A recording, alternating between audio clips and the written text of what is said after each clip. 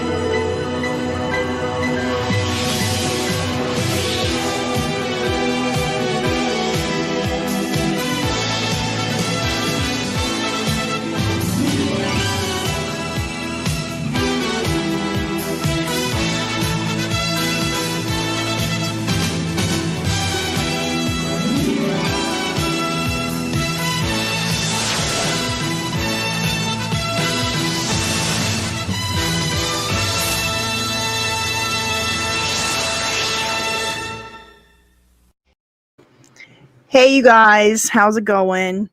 Hope y'all can hear and see me okay. I had a little snafu right before we got started here, and I had to switch back to my old camera because my new camera, I don't know what happened, but we lost connection. So I thought I'd just go ahead and switch over to the old one just because I just wanted to be on time. So thank you all for joining me tonight. Hello to everyone that's already in the chat. Looks like we got a new member tonight, George Mackey. Thank you so much. I really appreciate that. That's amazing. I love all my members. You guys are great. I love all my subscribers. I really appreciate your support of the channel. It's been a tough week for me. My father is currently in the hospital. We've been dealing with, we had to take him to the emergency room. And for those of you that don't know, I'm taking care of my dad. He's going through chemotherapy. He's been diagnosed with cancer. He's basically in his final years. And anyway, so it's been tough. I don't know if I'm going to be on for 5 hours tonight like I usually am.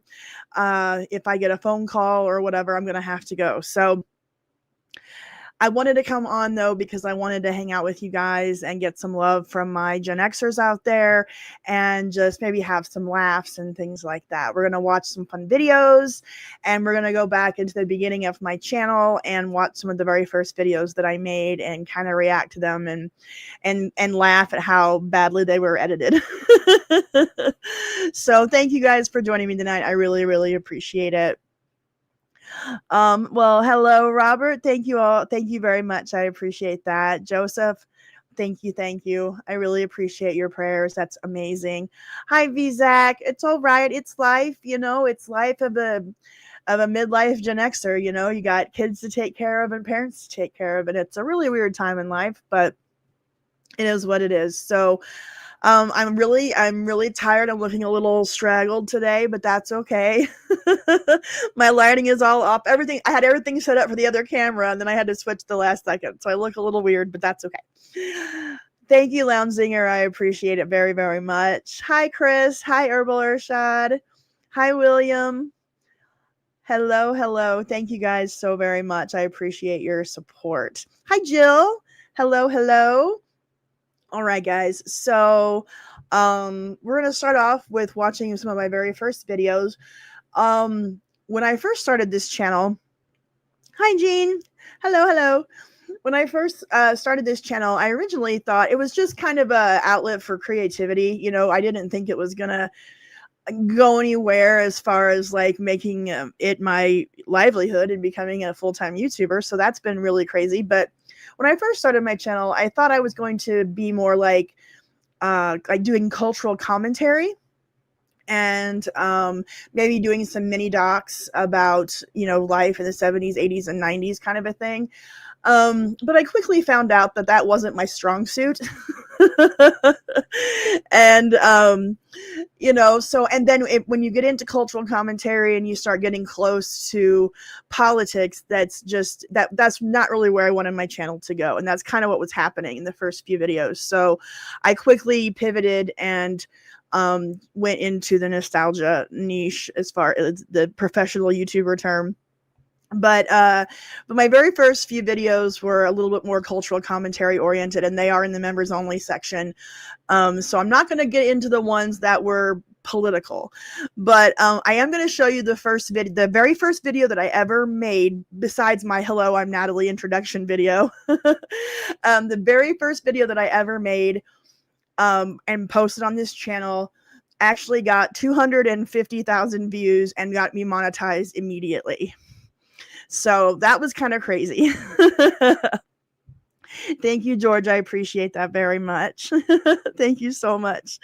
Yeah, I appreciate the prayers. It doesn't look like it's as bad as we thought. He had taken a really bad turn, but it looks like it's going to be okay. Like he's going to be okay and he's going to be able to come home. So that's a good thing.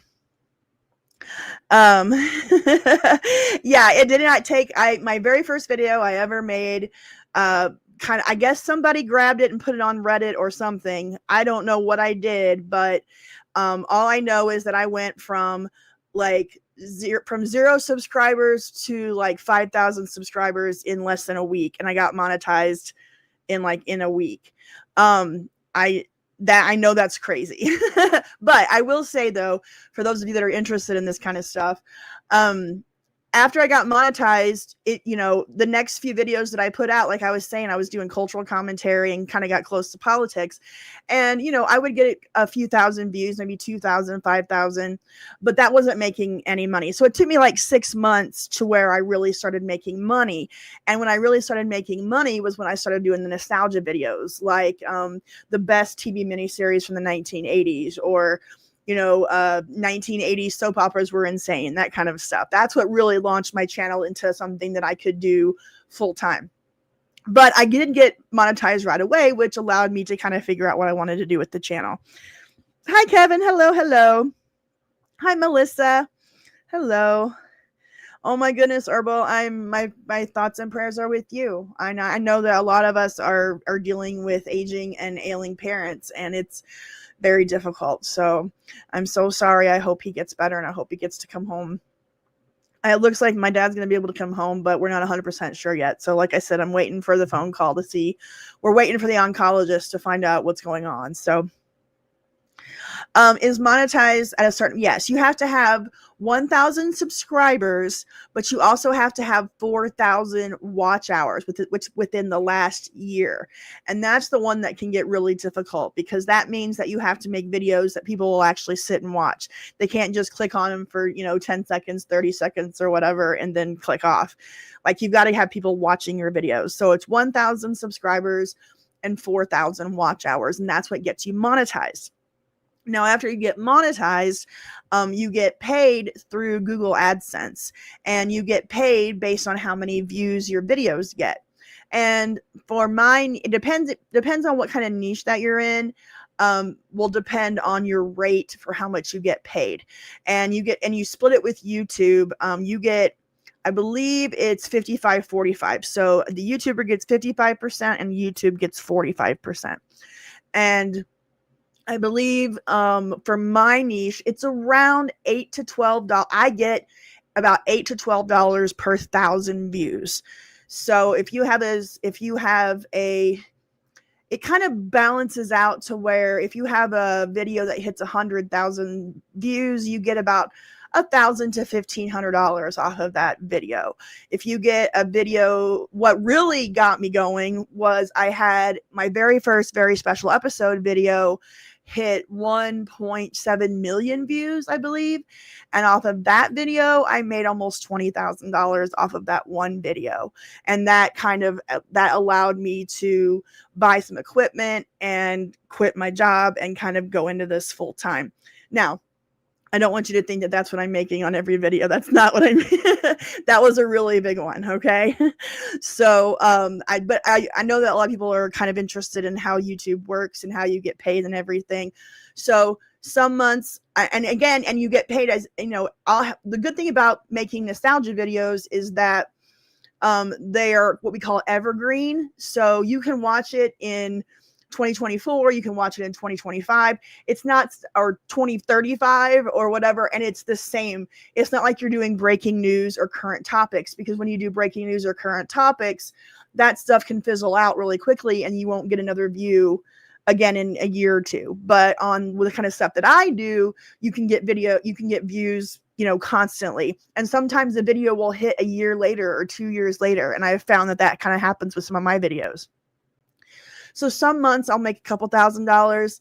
Some months I'll make $5,000, and it just kind of depends. And it averages out at my level. I have about 71,000 subscribers at this point. It averages out across the year, I would say, at about $3,500 a month at the level that I'm at right now. And that includes memberships and, super chats and things like that. So, that's about where I'm at, and like I said, you'll have one big month where you'll make, 8 or 10,000, and you'll have a month where you'll make 1,000. So that's kind of how it averages. It's very, very roller coastery. So that's kind of how it works. Yeah. Oh, thank you, Jabbar. I appreciate it. I hope he will too. I think he's gonna make it through. We were a little worried there for a minute, but I think he's gonna be okay. But I'll give you guys all updates as I get them as myself. Like I said, I got the phone right here and I'm waiting for some updates and some information. But I wanted to hang out with you guys because I really enjoyed these live streams and I love the community that we've built here. So that's a little behind the scenes info on how YouTube works. And yeah, so. And then, other YouTubers will build out, they'll do affiliate marketing with Amazon, and they'll have, get a commission on products if you buy products, or they'll create merchandise and you can buy a t-shirt and they'll get percentage of whatever. So I haven't done any of that yet. I'm considering, putting some merch on the channel and doing some Amazon affiliate links for kind of some fun Gen X related things. But I feel weird sometimes. Like, I don't want y'all thinking I'm sitting here trying to sell you stuff and asking for money. I'd like that you can just watch my video for free. It doesn't cost you anything. And then I get a little bit, I get a few cents from Amazon AdSense, and then it all adds up. So that way the onus is on me to make good videos that you want to watch, right? So there you go. Hey, Moonbeam. After 9 years, I got as many subs as Roger How Dalmatians. Nice. It's not easy. I mean, it's crazy. I know, like I said, I never expected for this to happen. And, but I'm glad it did. It's pretty amazing. Yeah. Hello, Zig. How's it going? Hello. Is there a plan for the videos? You mean like what I make? Like how I plan out like what topics. Like I have a big wall of like a big whiteboard, and anytime an idea comes in my head, I'll just write it on the whiteboard. And then as I make videos, I don't do things like professional YouTubers do. Like they have like a lot of times they'll have staff and editors, and they'll have this whole plan out. We're going to do this video for this, and we're going to get this kind of views and yada, yada, yada. But I don't do that. I just have a whiteboard where I write down, any kind of ideas that I have. And then after I make one video, I look at the board and I'm like, all right, what's next? So I do this very fly by the seat of my pants type of a thing. So I don't have a big channel strategy. So, I know that's kind of weird. I'm only 21, 22 months into this. So I haven't been doing this a little under 2 years, and I'm still learning. Like I'm learning how to edit, and I'm learning how to, how to write good scripts and how to make good videos and how to post them, and like what's the right time and what kind of topics and how to write titles, and like it's a whole thing. And I know it's probably kind of boring to listen to, the ins and outs of the YouTube business, but I still have so much to learn. I do everything myself. I write every script. I edit every video. I do all the research. That way, to me, it feels like it's very authentic to do it that way, because first of all, a lot of nostalgia videos have AI scripts and AI voices, and you can just tell that it's just done by a computer and there's no heart in it. As far as like when I make a video, it's about my memories of something. It's about my memories of a TV show or a movie, or what school was like, or what music I loved in the 90s, or it's very kind of from my heart and my memory. As far as I loved that growing up in the 80s and 90s. I was born in the 70s, grew up in the 80s and 90s, and I just love that that whole culture and time. And So I feel like when I do it all, it makes it authentic and real, is instead of some like manufactured video off of a, whatever channel. So there you have it, and there you are. That's a little behind the scenes. Oh, thank you. Yeah, I think so too. It's very, you can tell when somebody that didn't live through the 80s or 90s is making a video about the 80s or 90s. I mean, do you know what I mean?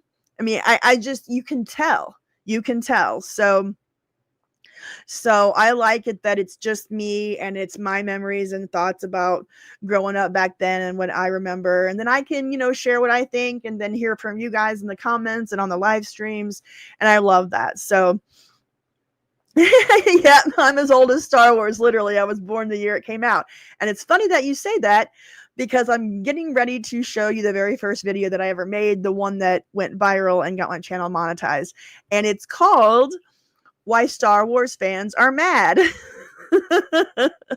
So we're going to watch that really quick. I'm going to say hi, my hellos. Hello, Kevin. Hello, Jay. You're new here, love the channel. I'm a Zennial born October 80, and your videos refresh my aging mind. Oh, that's great. I love hearing that. That's exactly what I want to do with this channel. Jessica, no worries if you're late. That's okay. You're not going to get in trouble. A doll redesign. Well, that's interesting. Well, hello, Jessica. I'm glad you're here. I appreciate that, Robert. Thank you very much. Yeah, you really can tell. You really can tell when it's made by someone that wasn't there. Lounginger, did you try to figure out why your biggest videos popped off? I had a theory it was the thumbnail, but no idea if that's a big factor. It's the thumbnail and it's the title. The biggest videos that I've ever done, well, Star Wars is one of the biggest ones. I mean, it's probably in the top 20 of my videos. I've made about 105 videos so far. On the top 20, the biggest videos, well, like the Star Wars ones, it's Why Star Wars Fans Are Mad. It's the title. And the biggest video I've ever done is my very first very special episode video.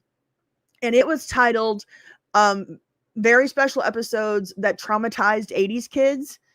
And man, I get thousands of comments in that video just like, what do you mean traumatized? Like the word traumatized really triggered people. And so it's the thumbnail, and it's a combination of the thumbnail and the title. Because if you don't make an interesting thumbnail and title, people aren't going to click on it, right?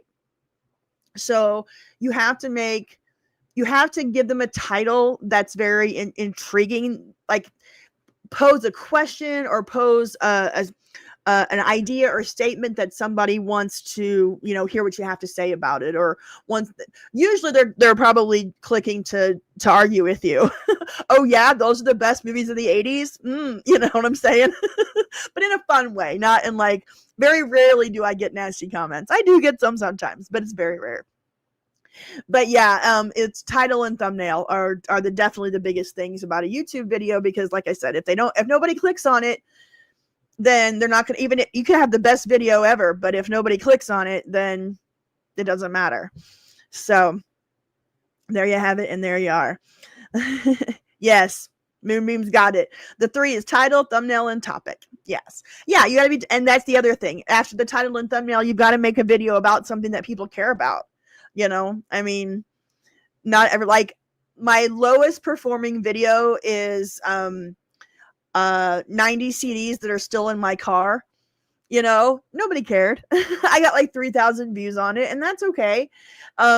But sometimes I make videos just for me. That one I made for me. I just wanted to catalog and what I still had in my car. Boy, my gray hair is just, I got to get my hair colored so bad. It's so bad. But yeah. So title, thumbnail, and topic. So that's definitely the most important. So let's see here.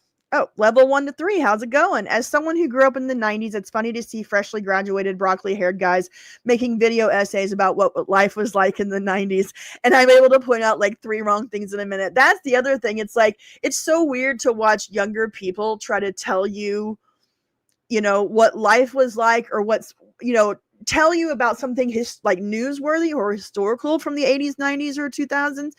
that you remember well, and they're sitting here trying to tell you something that you know is not correct. And it's like, no, you weren't there. That is not how it was. So that's a really weird thing. But yeah, Star Wars talk does bring out some of the worst in people. But I actually got really great comments on my very first video. So, you know, I mean, it can be really good. It can be really bad. You got to be really careful. Oh, thank you. You found me because of my very special episode videos. Yeah, that one, like I said, that was my biggest performer. It's got almost 2 million views, and it's pretty great. So I'm so glad you guys found me. New member, Kalina71. Thank you so very much. Oh, thank you, Moonbeam. The gray is just killing me.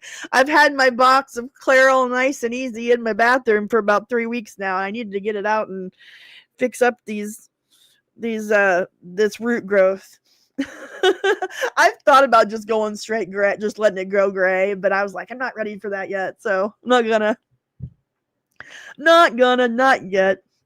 All right, so yay, T is focused. Thank you. I'm so glad you're back. Now this week, let's not do anything that's gonna, cause my channel to get demonetized. If you were here last Friday, whoo, that was a rough one. But yeah, we're gonna have some fun this week.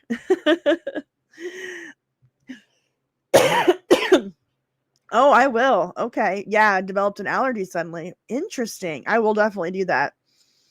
I've just gotten to the point where I just don't want to go sit in a salon for 2 or 3 hours and pay a couple $100 for. I know that's terrible, but I'm just a box dye girl at this point.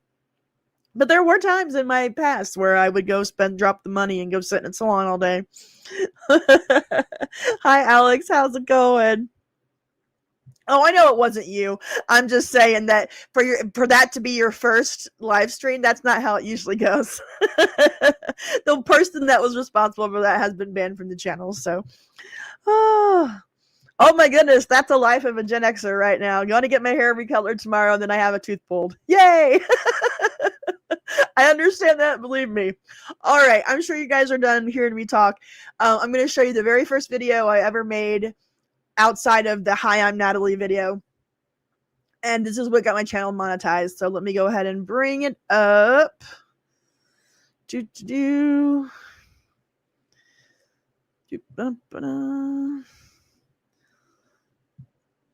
Okay. All right. So if you go on my channel and just click on oldest, it'll show you my oldest videos. Here on the top left, that's my introduction. That's me in college with my friend Catherine. Watching the Jayhawks in the Final Four in Lawrence. And like I said, my first few videos that I did, well, it's all about the same time. The ones that are a little bit more political are in the members only section. I'm not going to play those tonight. But here is the very first video that got me, let's see, how many views does it have? 260,000 views. And it's called Why Star Wars Fans Are Mad. And then in the thumbnail it says Disney ruined it. So here is what this video looks like. I have story treatments of 7, 8, and 9 and a bunch of other movies, and obviously we have hundreds of books and comics and everything you could possibly imagine. So, notice how the camera zooms in and the shot zooms in and I couldn't figure out how to fix it. That was my own editing mistake. And I go by Nat, just so you know. Yeah, I go by Nat, Kalina, not a Lee. I'm a Nat or a Natty. Hello, Wild Marjoram. I like that. Wild Marjoram Diesel Punk. Hello. All right, here we go. I'll stop talking. So, I sort of moved that treasure trove of stories and various things to Kathy, and I have complete confidence that she's going to take them and make great movies.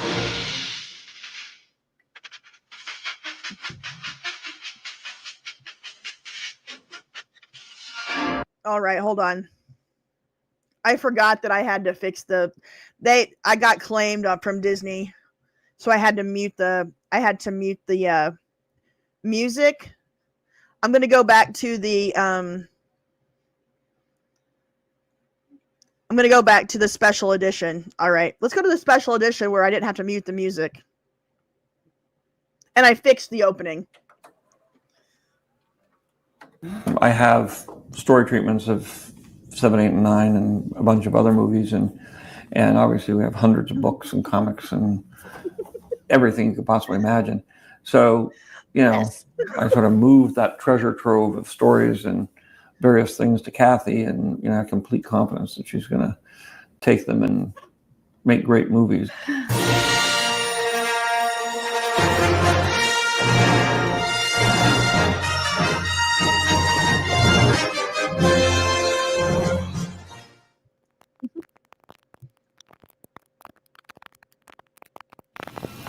On display here at Mid-American are materials from Star Wars, a major motion picture, and several accompanying materials such as a novel and a comic book series put out by Marvel Comics. We're talking with, may I take this, Charlie?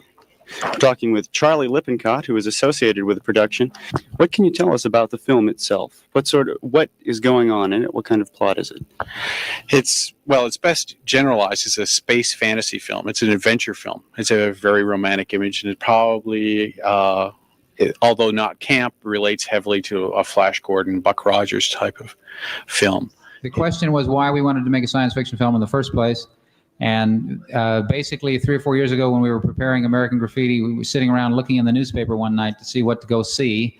And there wasn't anything. We said, gee, wouldn't it be great to be able to go see a John Carter or a Flash Gordon kind of movie?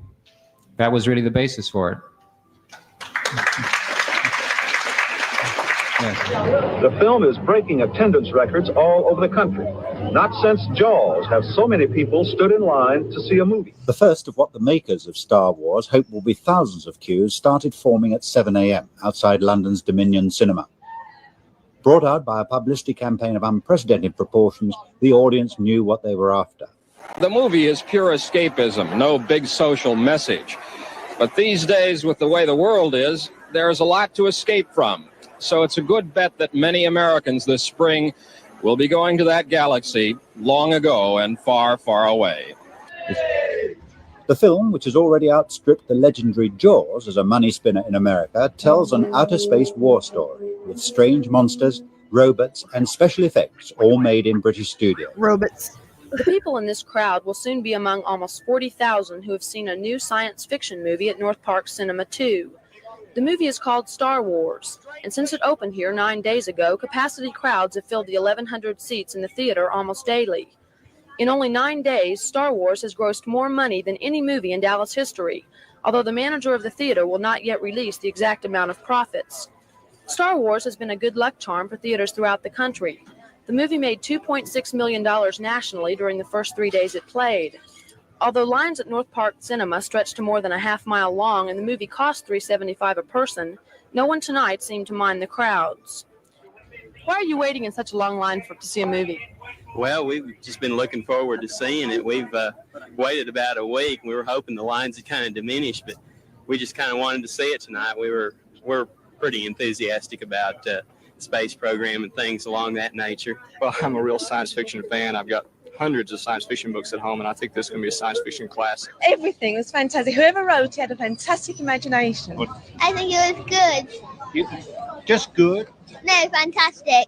It's exciting, but I didn't like the bit when the man chopped off the person's arm. Why not? Because there was blood. Oh, but don't we like blood? No.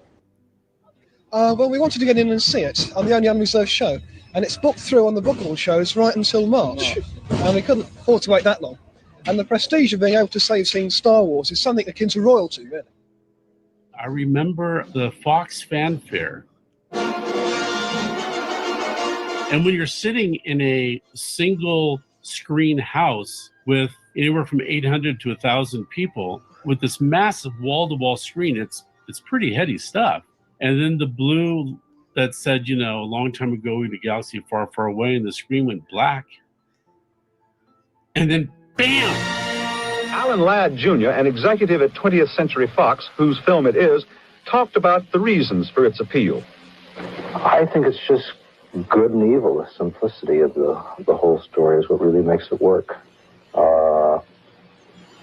it's a fantasy. And I think we all grew up in a fantasy world, and I think that it works on that level. Star Wars cost $9 million to produce. It will bring in at least 10 times that amount. As a result, the price of 20th Century Fox stock has doubled in the last 2 weeks. There are no sex scenes in Star Wars. Unlike Jaws, it doesn't frighten people. It's just an old-fashioned cowboy movie set in space with mind-boggling special effects. Cowboy movies set in space. That's Star Wars. It's old-fashioned, escapist entertainment, pure and simple, with no moral, no message. And it appears this is what just about everybody in the country is in the mood for. Star Wars figures. R2-D2. Chewbacca, Luke, and Princess Leia. They're the Star Wars Early Bird set of figures. These action figures are not yet available, but this Star Wars Early Bird certificate package is in stores with this colorful Star Wars picture display stand and certificate to send in to get a set of figures by mail. They'll be sent to you at home between February 1st and June 1st. The Star Wars Early Bird certificate package, new from Kenner. I'll pause it here in a minute. I did pose this provocative idea, who is Luke Skywalker, that would be something that was said by one of our characters. Why was who is Luke Skywalker such a fascinating question? I guess because it spoke to a new generation. It was that idea that there would be young people for whom Luke Skywalker was essentially a myth.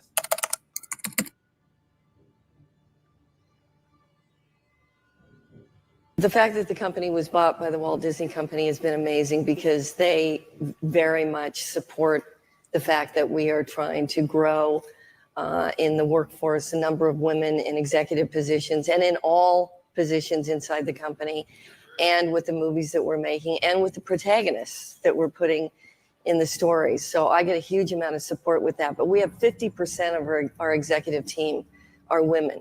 Mm-hmm. And 6 out of 8 of the people in my story group are women.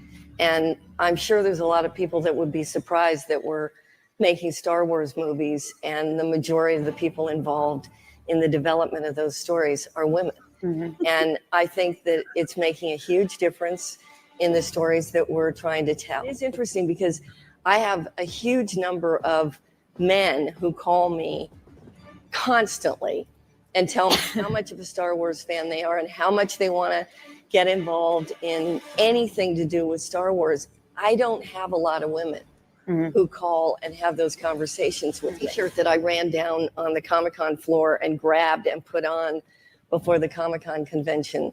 But that's an example where, you know, it just shows that anybody who steps out and does something of quality, they find that there's plenty of young girls and women out there that are just as interested as the boys. Mm-hmm.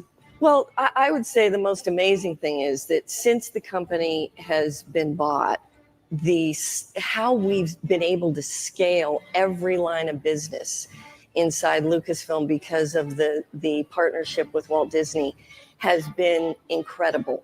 It's really literally been 3 years today that the company was bought, and we're doing things way beyond what we ever imagined. Were you always a Star Wars fan? This is it right here.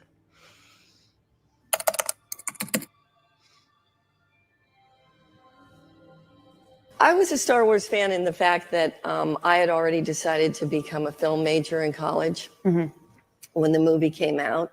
And there's no question that it was a groundbreaking movie. I mean, what George Lucas created right from the moment New Hope was released, I think it's not called New Hope. And everybody, certainly that was studying film like I was, recognized that he had created something that was a complete and total game changer in the way that we tell stories.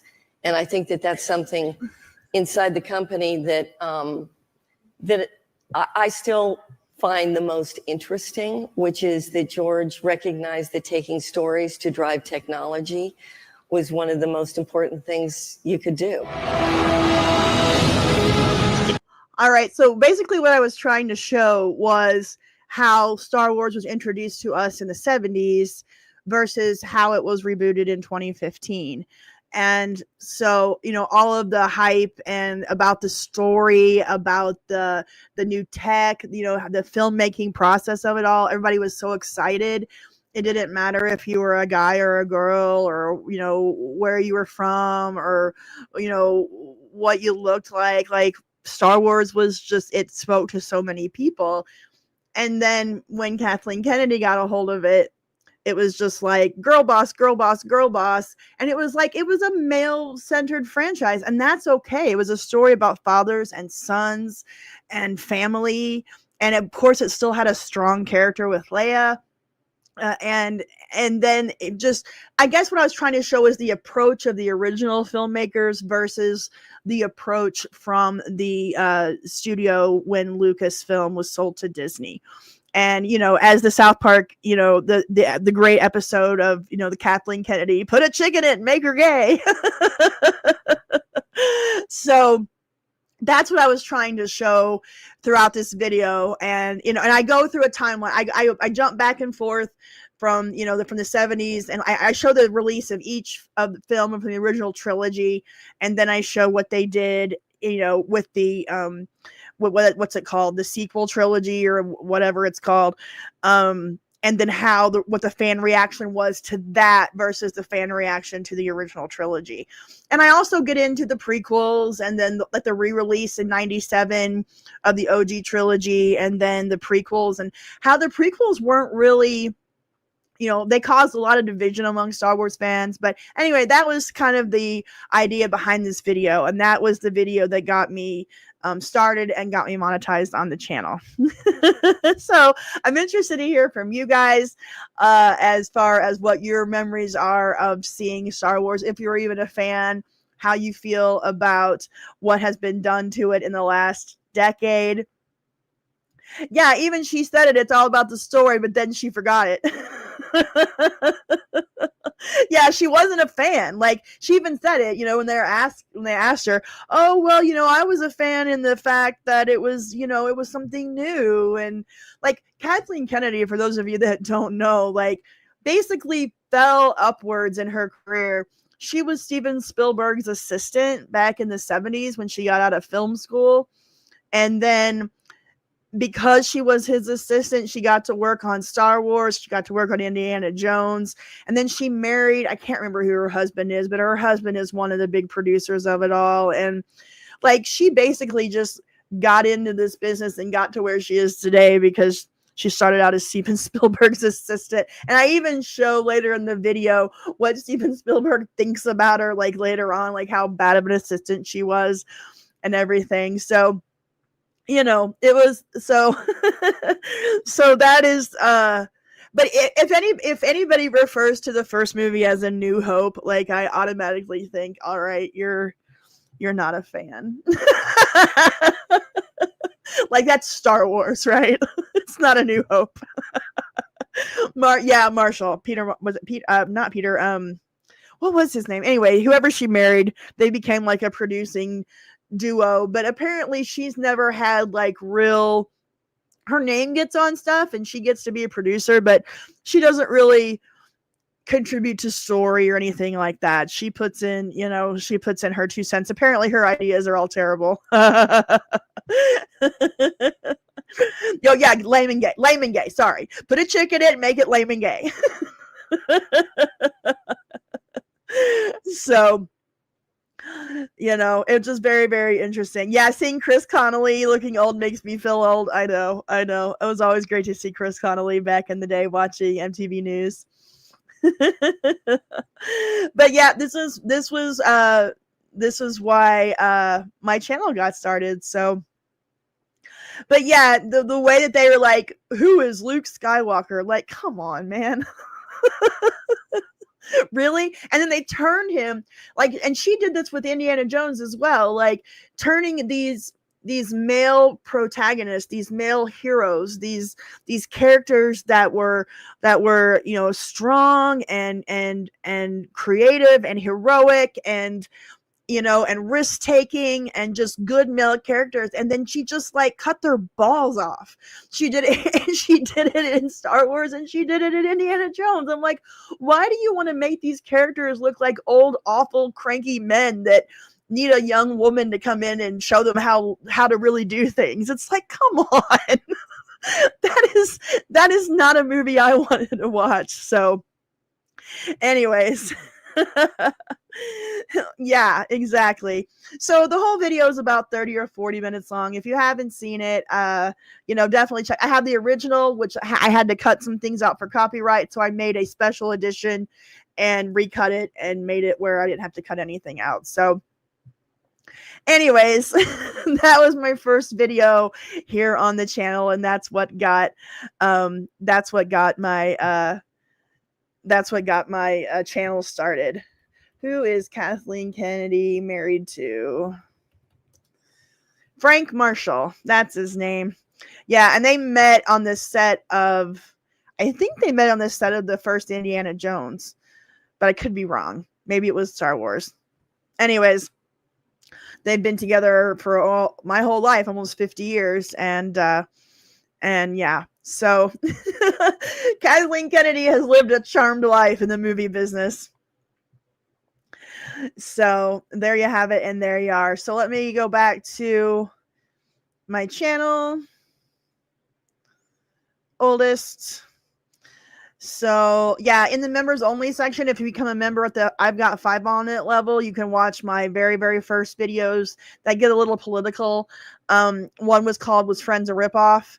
One was called Old Dad, the Gen X Tragedy, and then the weird ad campaign that had us all smelling the same in the 90s, and that's about the Calvin Klein and CK1. After I did the Why Star Wars Fans Are Mad, I did one called The Incredible Hulk Was So Much Better in the 70s, and and it's kind of the same thing, but how The Incredible Hulk was really how they made the TV show, and then how they treated the character in the Marvel Cinematic Universe. Kind of the same kind of a thing. Yeah, because Incredible Hulk is one of my favorite TV shows of all time. So we can watch a little bit of that very first one, and then we'll move on to another one.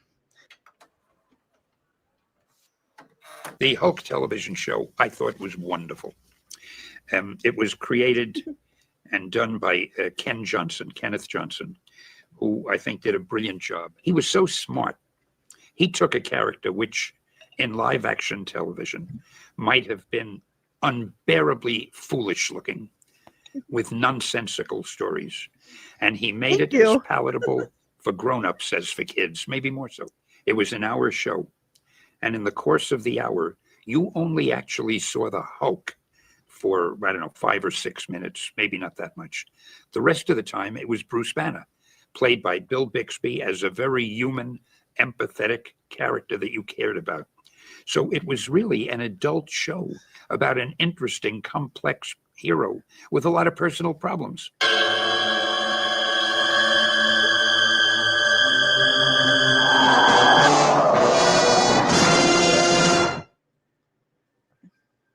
When Universal first... All right, I just got a message that they're actually going to be taking my dad up to St. Louis to the oncology unit up at Barnes Hospital. So I'm trying to find out what I need to do, if I need to do anything. So I might have to leave, but I'm waiting to find out. So not to pause this live stream for such a sad situation, but it looks like they are going to admit him and take him up to the oncology unit up in St. Louis, which is about an hour and a half away from where I live. So I'm not quite sure what's going on there, but my brother's phone is like at 2%. So I don't know if I'm going to get the message or not, but we're going to keep going. All right. We're going to hang out and have a good time. I hope he's okay too. But yeah, so I wondered, I had a feeling that was going to happen, but yeah, he got a really, not to get off the topic of what we're talking about here, but he's, like I said, he's going through chemo. He has multiple myeloma, which is a blood cancer. It's actually the same cancer that Norm Macdonald had. And so I've been reading up a lot on, what happened to Norm and everything, but, Norm died, I think it's 65, 67, somewhere in there. My dad's 73. And anyway, he's been going through chemo for about almost a year. And all of a sudden, he got this really bad rash from like head to toe. He looks like he has a really horribly bad sunburn, but it's just a bad reaction to his, we think it's a bad reaction to his chemo medicine. So anyway, that's what's going on. And if it's a condition that they think it might be, his the mortality rate of this condition is like 50%. So anyways, it looks like he's going up to Barnes. So there you have it, and there you are. So I'm going to wait for information from that, and in the meantime, we're going to have fun, and we're going to talk about my first videos and watch some funny stuff because I want to laugh and hang out with you guys. And thank you all so much for your prayers. I really appreciate it. Okay, let's watch a little bit about the beginning of Incredible Hulk. Now, Incredible Hulk was my favorite TV show as a kid. My two favorite TV shows were Incredible Hulk and Little House on the Prairie. That kind of gives you an idea of what my childhood was like. I did not miss either show. And I have a thing for Bill Bixby. I love him so much. And yeah, I know it's hard watching my early videos because I can see the edits that I made, or like I'm like, oh, I would have done that differently, or you know, I should have said this or shown this or yada yada. But you know, this is how we learn. Wait till you see the next one that I show you. The editing is really bad. But I know, polar opposites, right? But that just kind of showed you what kind of kid I was. I loved Incredible Hulk, and Bill Bixby died of cancer as well. That is correct. A lot of people die of cancer, especially boomers. You know, it got them good. So, but yeah, I loved Little House and Incredible Hulk. That was my childhood. Came to me with the idea of doing one of the Marvel Comics superheroes. Frank Price called me and said, "We've just acquired the rights to 5 of them. Which one would you like to do?" And I said, "Gee, none of them, Frank. I just don't connect to people in spandex and primary colors." And my wife, Susie, had given me a book, and I was in the middle of reading it. And this is Victor Hugo's Les Miserables. The story of Jean Valjean being pursued by Inspector Javert and living life as a fugitive.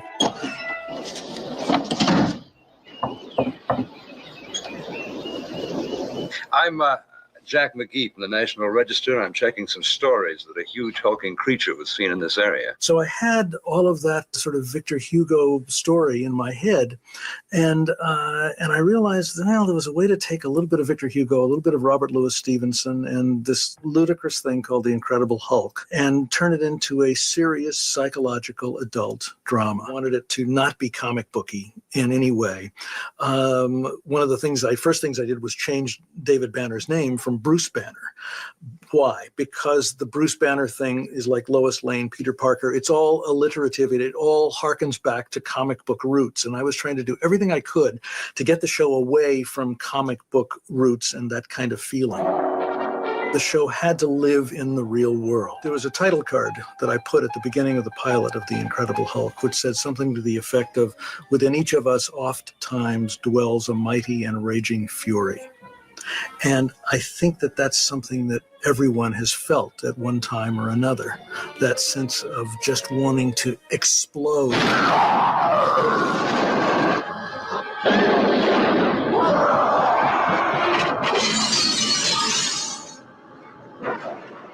There's a visceral connection that people have to that feeling of anger. The show was about a man with a condition that was out of his control. We use the word duality a lot. The duality of a brilliant doctor, scientist who has the worst kind of a monkey on his back. It's not drug addiction. It's not alcoholism. It was all about David's inner demon.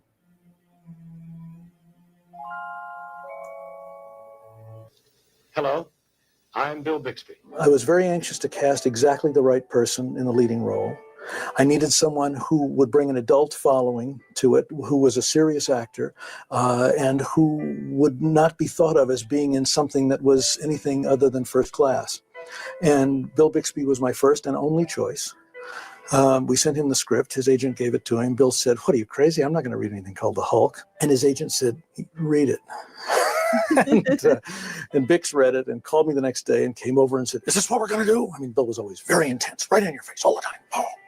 I said, "Yeah, we're really going to do this? We're going to be this drama? Is it going to be like this excitement, this real human stuff?" I said, "Yeah." He said, "Not going to be all comic booky." I said, No.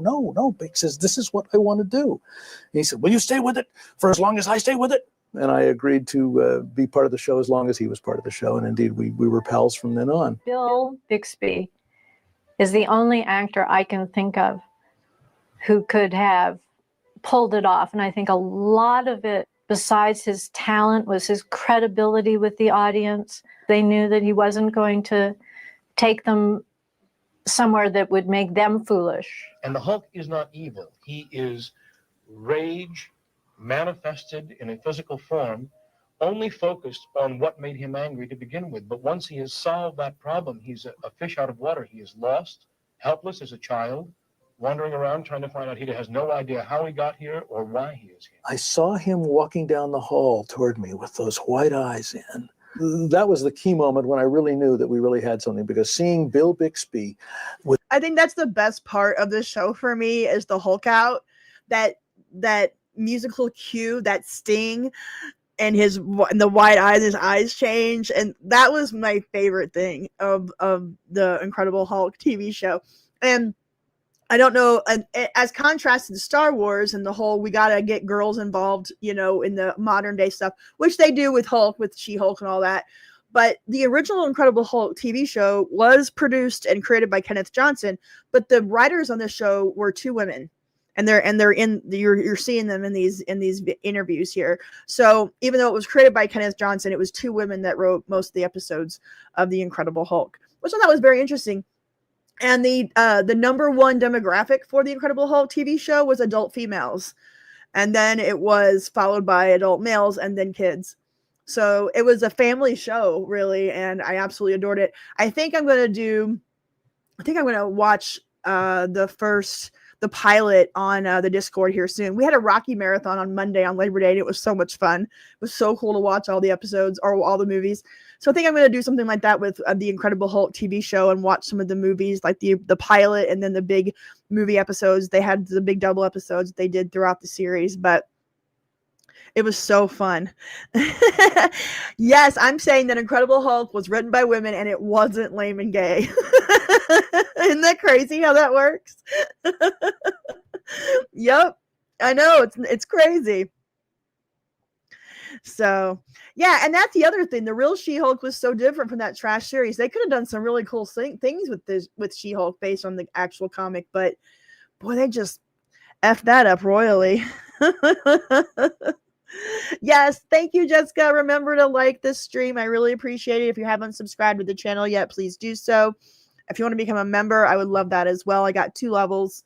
There's a 99-cent dollar level that's called Jamming on the One, and you get special emojis and see emojis, and then you get little symbols next to your name. When you make a comment, you get little X's next to your name. And then you get I've got 5 on it level, you get a special stream every month for members. You get a special members video every month. And then you get access to my earliest videos.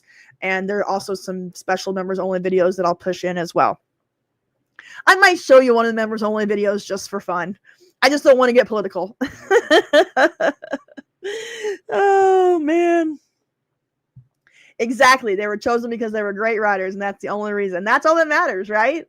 I just want talent. I want people that can tell good stories. I love the hero's journey, and they have completely eliminated the hero's journey out of every TV show and movie in probably the last 10 years. It's maddening. The hero's journey is just what great storytelling is all about. Especially flawed heroes, not an anti-hero necessarily, but a flawed hero. People with, that's one of the problems with all of the girl boss movies that we've seen in the last 10 years is that they're all perfect and they don't have to change. And their only challenge is that nobody believes they're as talented as they are, right? They're not as amazing as they are. But eventually everybody realizes how amazing they are. But I want a hero that's flawed, that has obstacles that they have to overcome, and that has to make changes in their life and become better people. Whether it's a man or a woman, it doesn't matter. But, I want to see good characters on the hero's journey, and that's what we don't have anymore. I hope someday we'll get it back.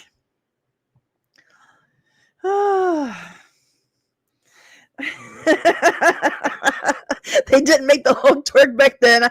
You should know. I don't know, Yes, you're right, Lady Hotep. Tubi has a lot of the old shows over there. I'm actually going to make a video about where you can find some of the best old shows and movies on the internet, because they're everywhere, you know. But I think Tubi has, I might make just a Tubi video, and then one for like all the bigger platforms like Amazon and Hulu, because there are some places that have some of the older stuff. So I'm going to make a video about that, of where you can find some good things. It changes monthly, so I'm thinking about making it like a monthly thing at the beginning of each month, showing you where you can find all the best TV and movies from the 70s, 80s, and 90s. Oh, okay. Yeah. Let's watch a little bit more of this, and then I'll show you one of my members only videos. That altered persona I knew was just going to reach out and grab an audience by the throat and not let go of it.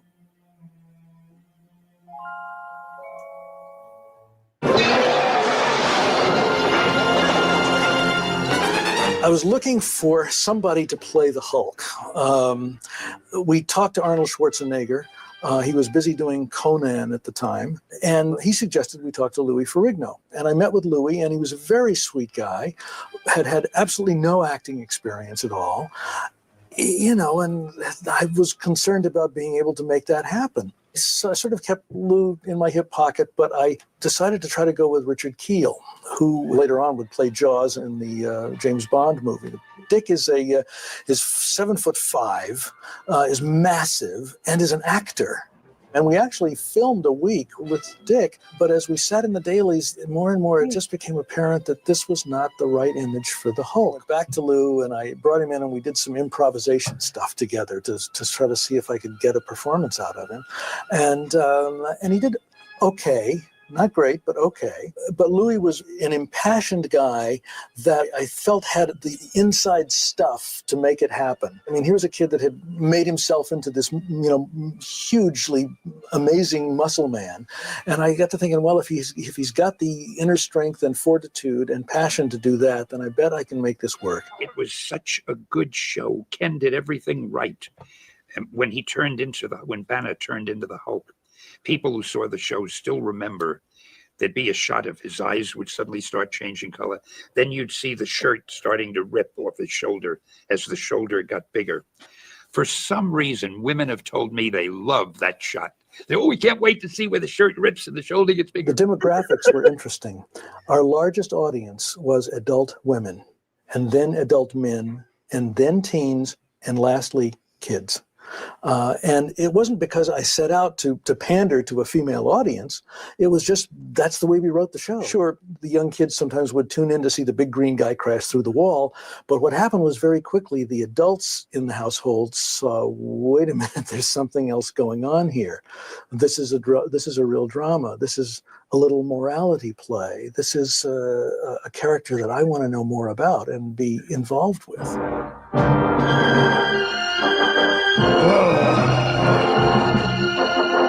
Come on, Doctor. This research that you're doing, everybody would like to know how to tap into their hidden strengths. David, there's something here. There's an abnormal concentration of the adenine-thymine combination. Elena, we may have found it.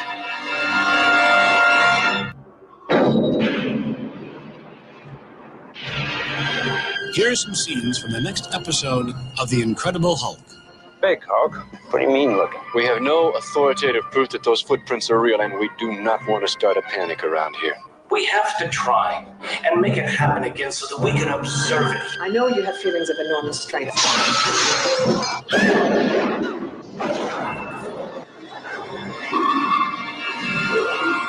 A story of speed and sabotage. Gas and that car leaks. We gotta stop the race. Bill Bixby stars in The Incredible Hulk.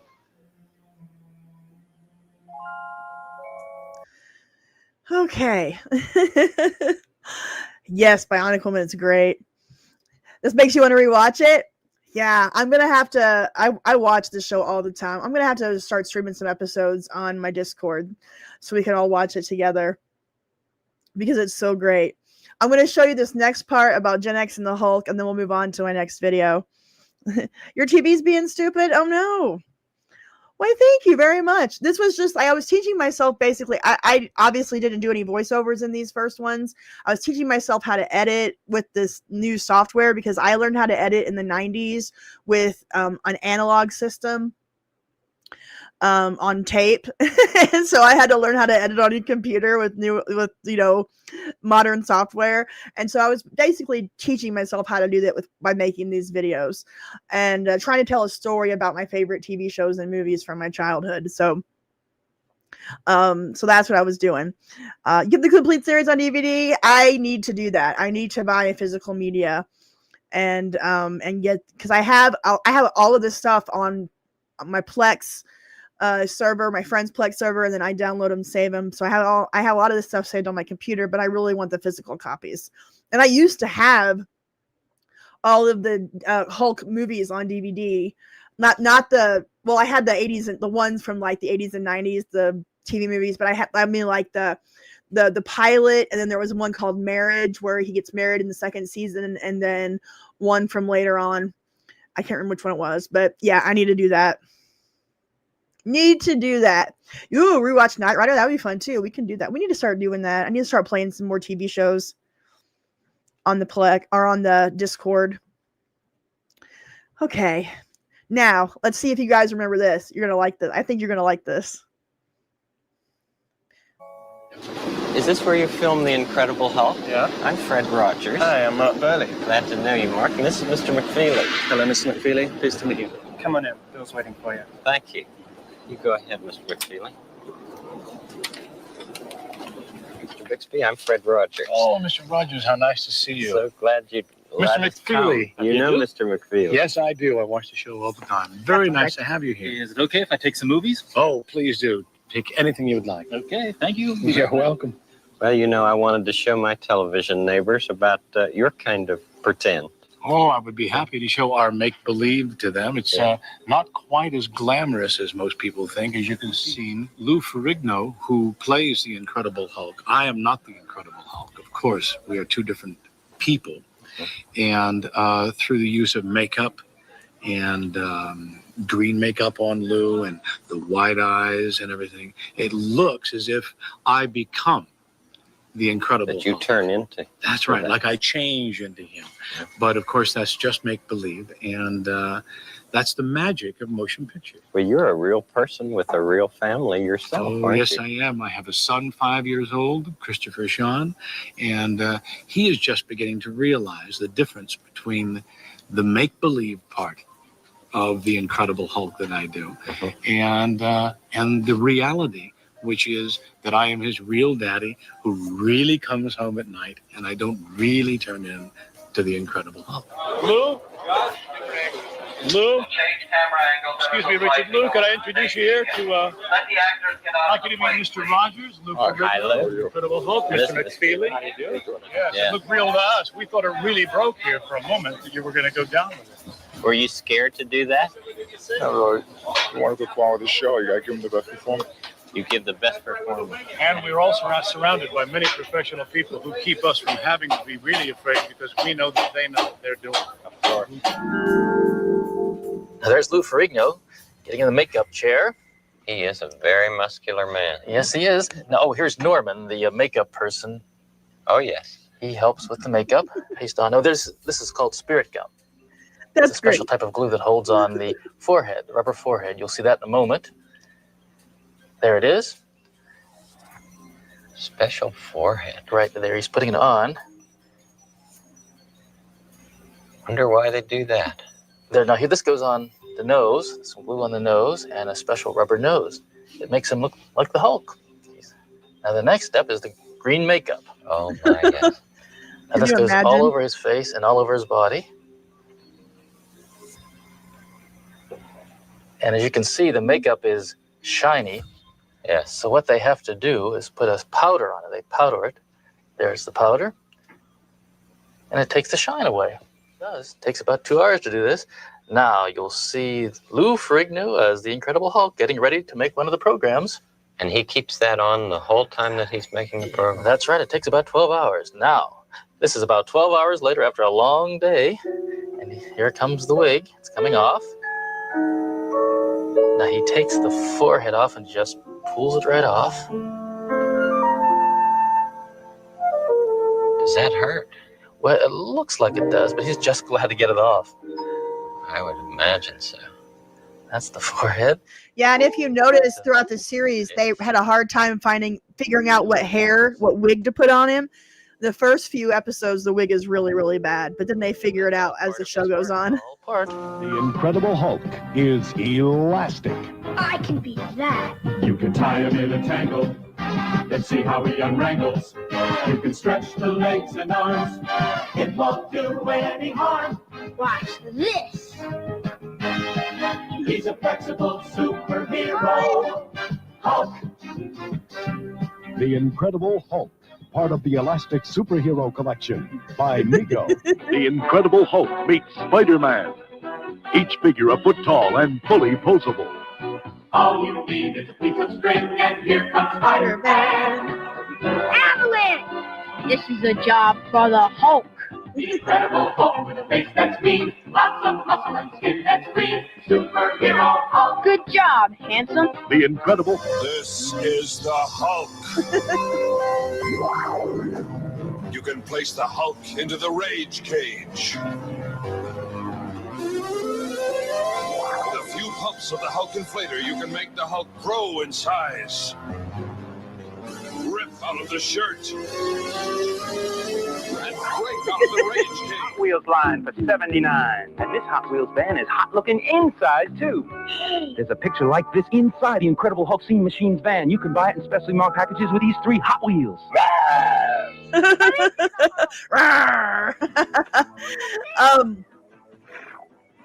Let me turn this down so you can hear me. Let's see. That would have been a good movie, Hulk versus Spider-Man. They actually, I think later in this video, I show a clip of it. But at the end of The Incredible Hulk, CBS kind of canceled it unceremoniously when they had a new network executive come in. And so they didn't get a finale or anything like that. But they were planning on having a special episode of Hulk and Spider-Man, the 70s Spider-Man, you know, Friedrich from Sound of Music, that late 70s Spider-Man TV show. They were planning on having a team up, a crossover, or whatever you want to, of the two, for a special episode or 2-hour movie or whatever, but they never got it done because CBS canceled The Incredible Hulk. They did come back on NBC for 3 movies. I thought they were terrible. They didn't have Mr. McGee. They didn't have the stinger. The sound effects, the stinger, the opening credits, the stinger of when he changed over, and and it just wasn't. It could have been great because they had Thor and they had Daredevil, and so they had some good ideas, but the execution, in my opinion, was just really, really bad. But yeah, they tried to kind of reboot it and restart it with Thor and Daredevil, but it just didn't. And then Bill Bixby died and they couldn't go any further, obviously. So, they tried, but it was kind of sad that they didn't get the one where they had him die in the fall. Yeah, so there you have it. Oh, they had McGee in the first one briefly? I don't remember that at all. But yeah, Death of the Incredible Hulk was the finale. That is correct. They really should have. They could have. I think that's when the comic came out, was the early to mid 90s. They could have done something, but it just didn't work out. Birdie has arrived. I guess we're going to get an update on Dad.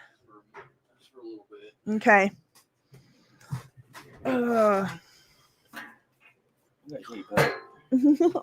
Sadie's in the way.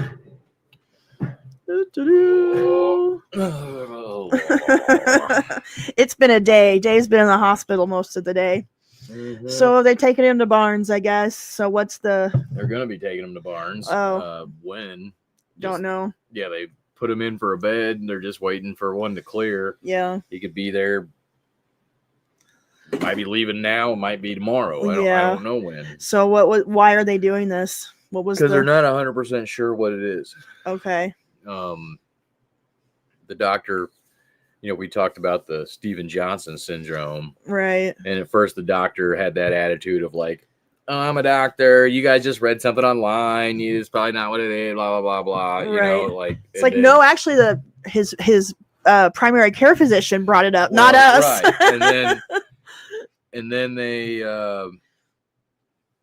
it seemed like they were going to let him go home or something, but they were consulting with the oncology up at the place. And so after like 9 hours, they're like, well, they can't really tell from the pictures they took. And it didn't present like Steven Johnson's. And then your medications are really there, but we're double checking that. And but since it's so much of your body, they want to get a closer look. So right. So they're just wanting to get eyes I kind on of it figured, more. yeah. All right. Well, thank you very much for the update. And I appreciate it. I'm sorry that you've had to be there all day long. I feel sorry that he had to.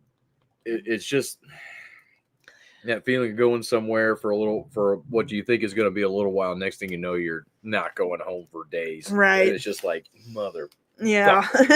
Yep, exactly. And they wouldn't even let me take him outside to smoke. Oh, no. They wouldn't even, since he's in the ER, they won't let you leave the ER as a patient. Really? Yeah.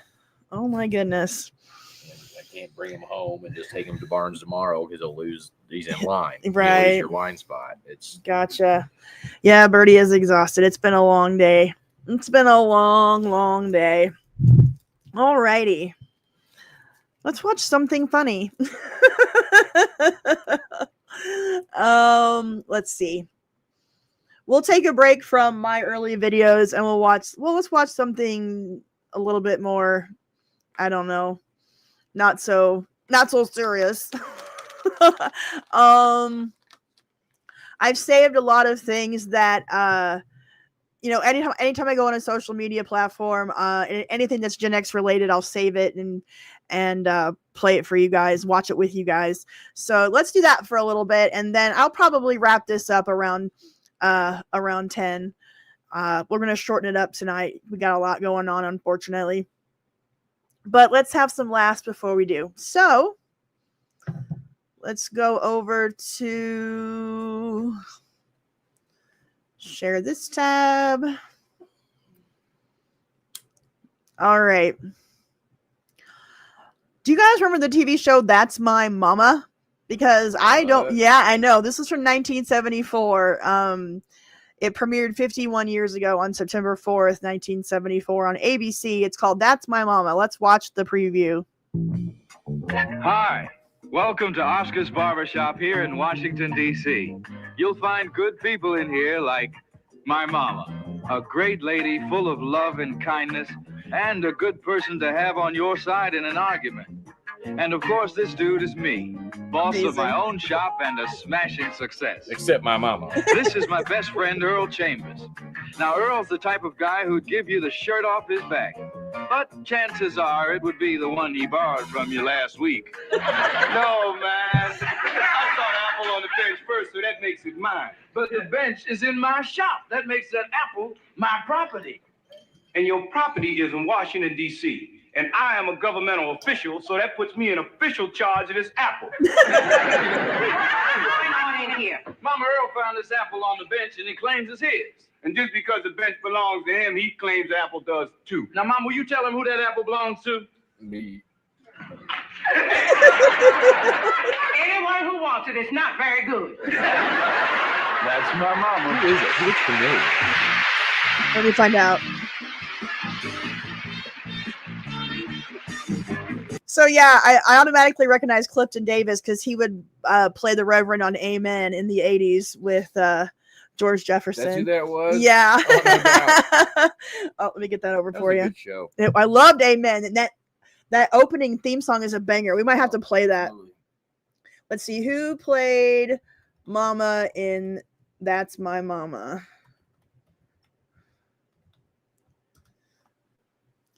Teresa Merritt. Yeah, amazing. This looks familiar, like I've seen her in something. Yeah. She was in Billy Madison. Okay, what? She was the maid. Yeah. Okay, that's where it. That's how we know that her. real? For reals? Yep. Looks like it. He's like, "You're so weird." She totally molested him. Yeah. Okay, now I want to watch the opening to Amen, because it just makes me happy.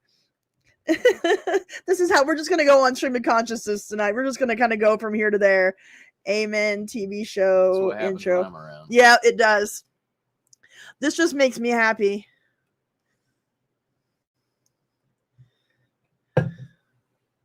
Oh, I probably should turn the volume up. That might help. This is how church is supposed to be.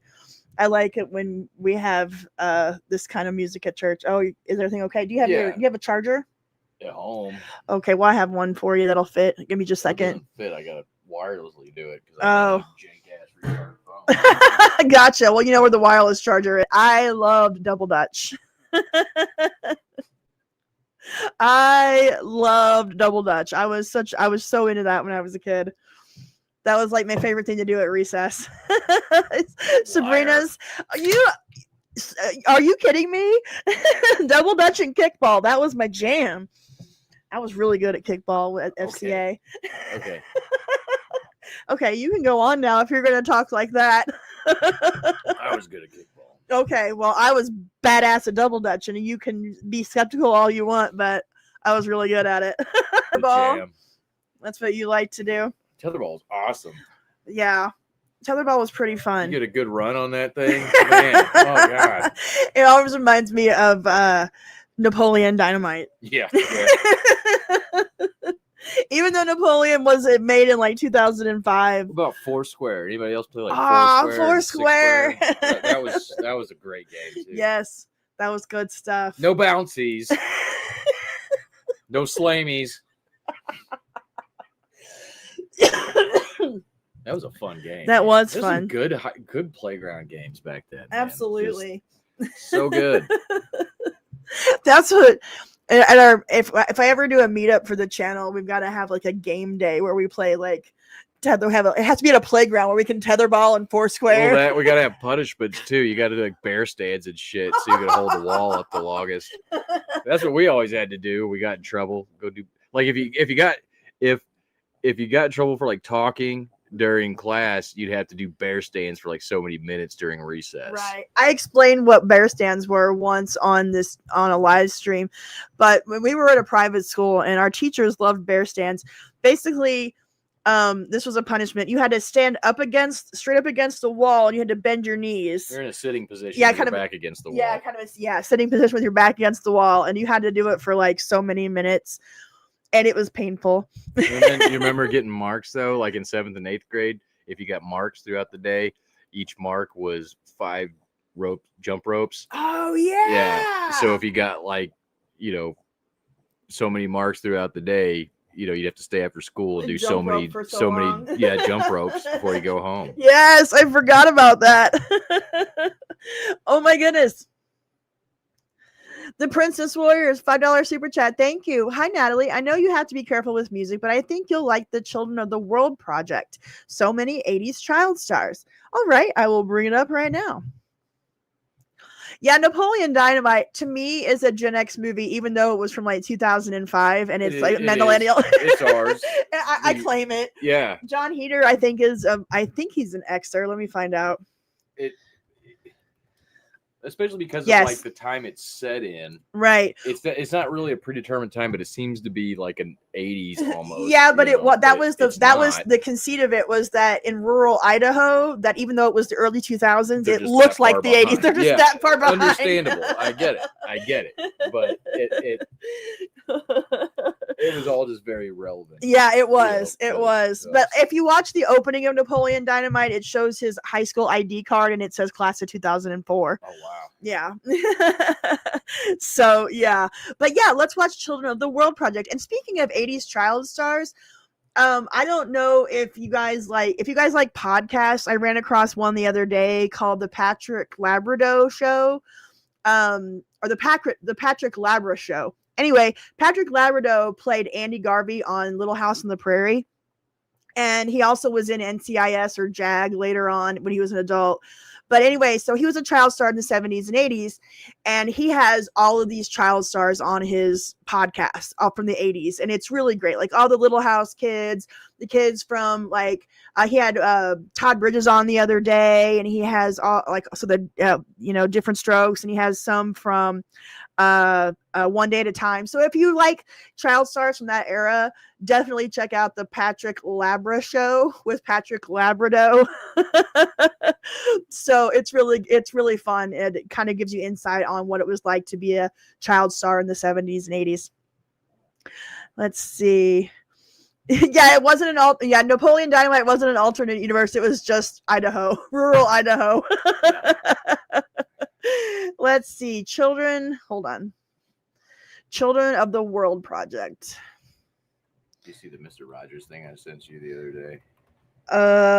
What was the Mr. Rogers thing you sent me the other day? I'm not sure. About his music and all the music on his show and the guy that he had actually performing. I didn't know that you sent that to me, but I have watched it. I know what you're talking about. Yeah, like it was just cool because I knew he wrote most of it, but the guy playing it, he never played the theme the same way. Yeah, he was like a jazz pianist. Yeah, like the greatest jazz pianist in the world. Yeah. Anyway, sorry, didn't mean no, it's okay. That's all right.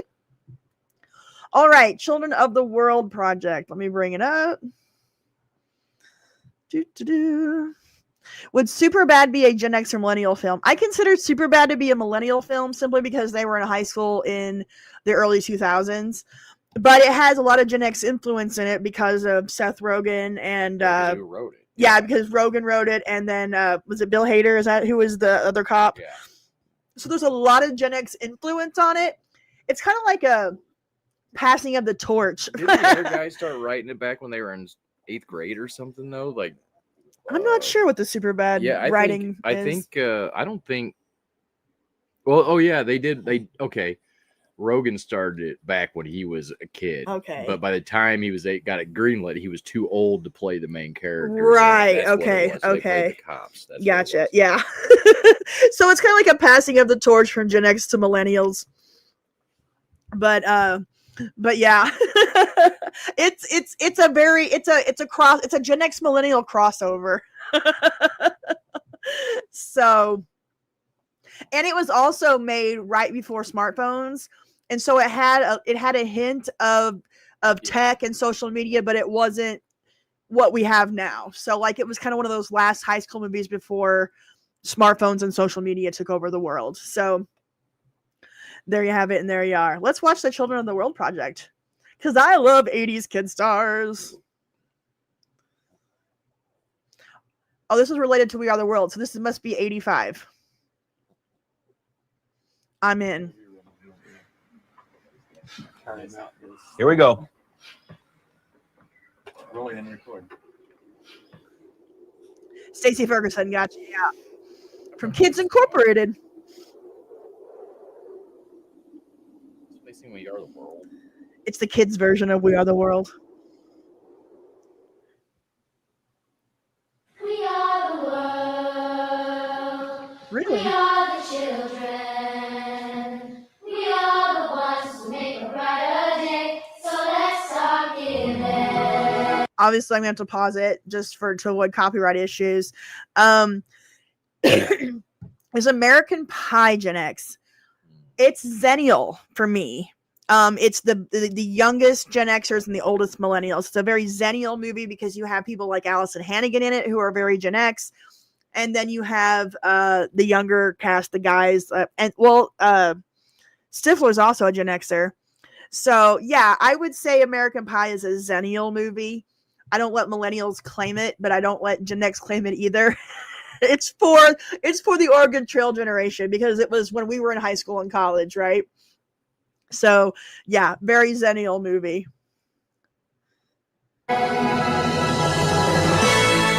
These are the voices of the children of the world.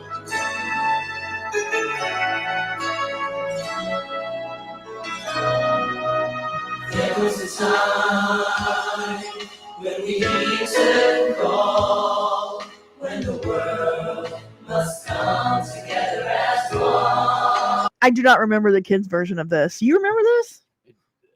sounds familiar. Like the kids singing that. Right. Always seen. It's like the Kids Bop version of We Are the World.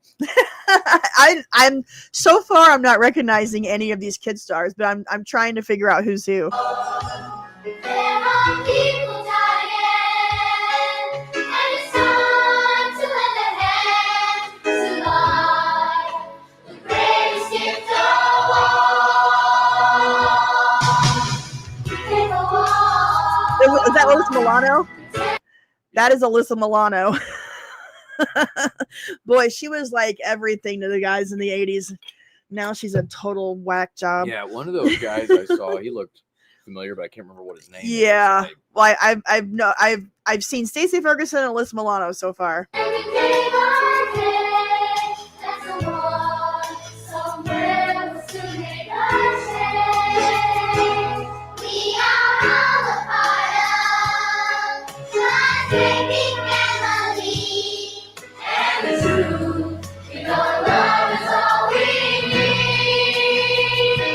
Okay, hold on. Who do you recognize? That wasn't the best. That guy right there. That guy right there. Hold on. So I think he was. I think he was in One Day at a Time in the later seasons, maybe, or one of those. Maybe. I'm not sure. We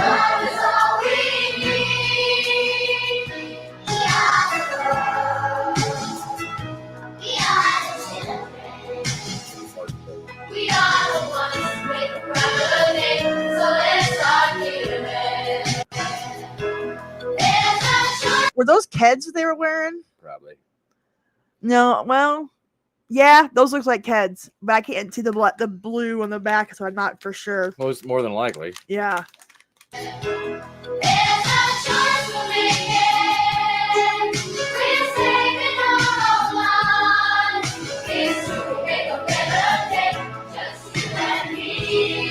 Whoa, hold on. Was that Drew Barrymore?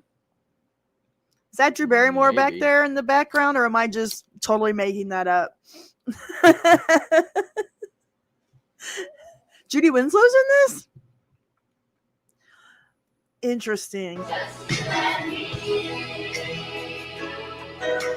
Bobby Lee.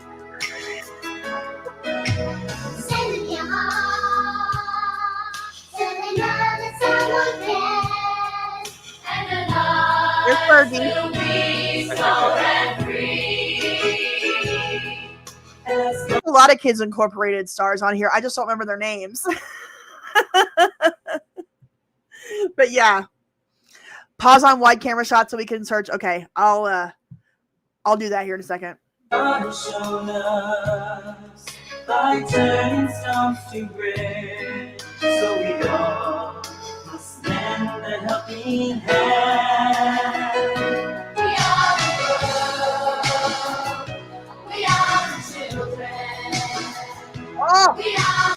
there's Alfonso Ribeiro. Alfonso! Little Carlton action. Yeah.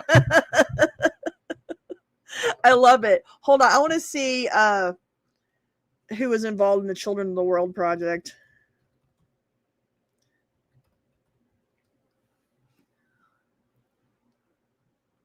Let's see if it'll tell me who was in there.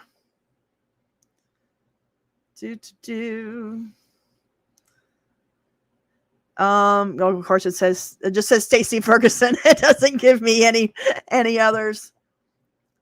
Let's see who was in the Children of the World project.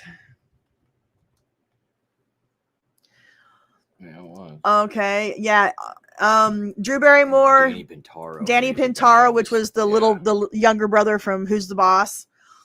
Leah Salonga. Let's see. Yeah, it's not giving me a lot. So it was mostly just regular kids. But we'll look. We'll look as we go.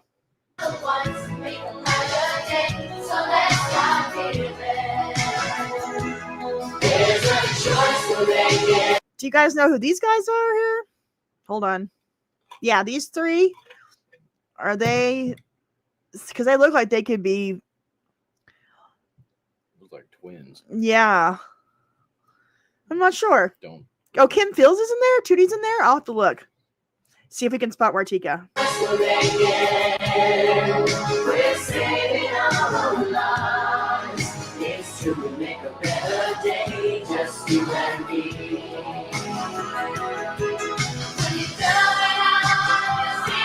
There she is. We got Carlton on the left and Martika on the right.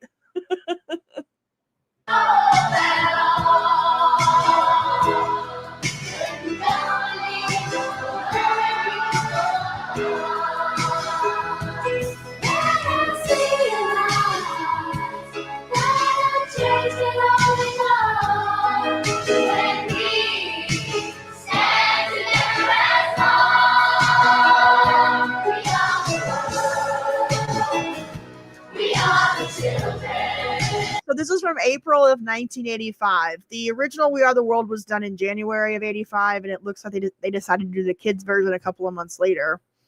So yeah, it wasn't all kid stars, obviously, but they had a few.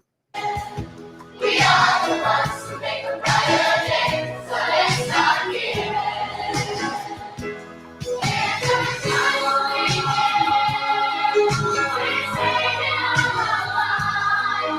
Thank you. Glenn Scarpelli from One Day at a Time, the kid from One Day at a Time. That's not Jodie Sweetin. Nope, not Jodie Sweetin. This is before. She's the baby. Yeah, this is 2 years before Full House, so she'd only been like 4 or 5 years old.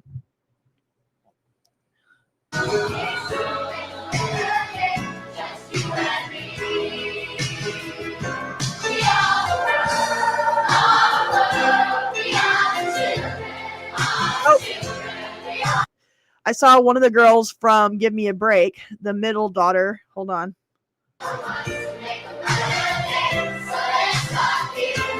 Dang it. Go back. There she is.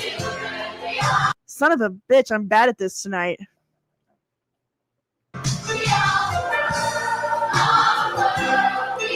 Her right there in the glasses. She was the middle daughter on Give Me a Break, but I can't remember her name.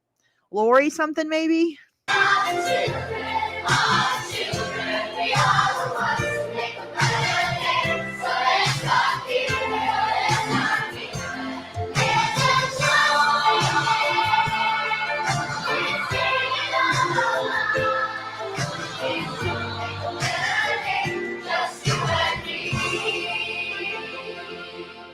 It's to make a better day, just you and me. It's to make a better day, just you and me.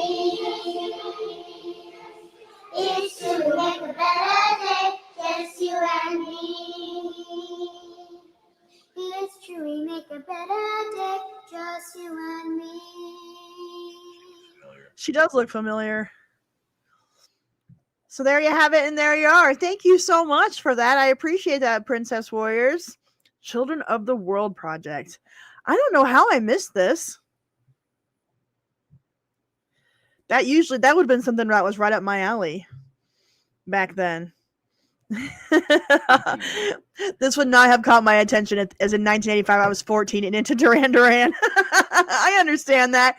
And that's a really great point about the big difference between older Gen Xers and younger Gen Xers. Like if you were born between 65 and 73, you're very different from those of us born 73 to 80. Like we just had very different pop culture, and that's okay.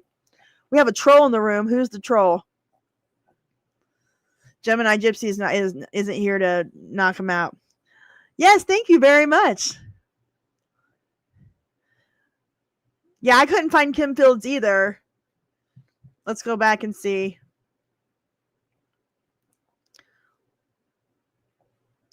They didn't give us a lot of wide shots there. Besides Alfonso and Fergie. I didn't see it, and I don't remember seeing Kim Fields. Alyssa Milano. There's the other one from Kids Incorporated. I can't remember her name. Hold on. My buddy made a great song about Alyssa Milano back when she was still cool. Oh yeah. What was that? I can't remember how it went, but I remember that. But no, if it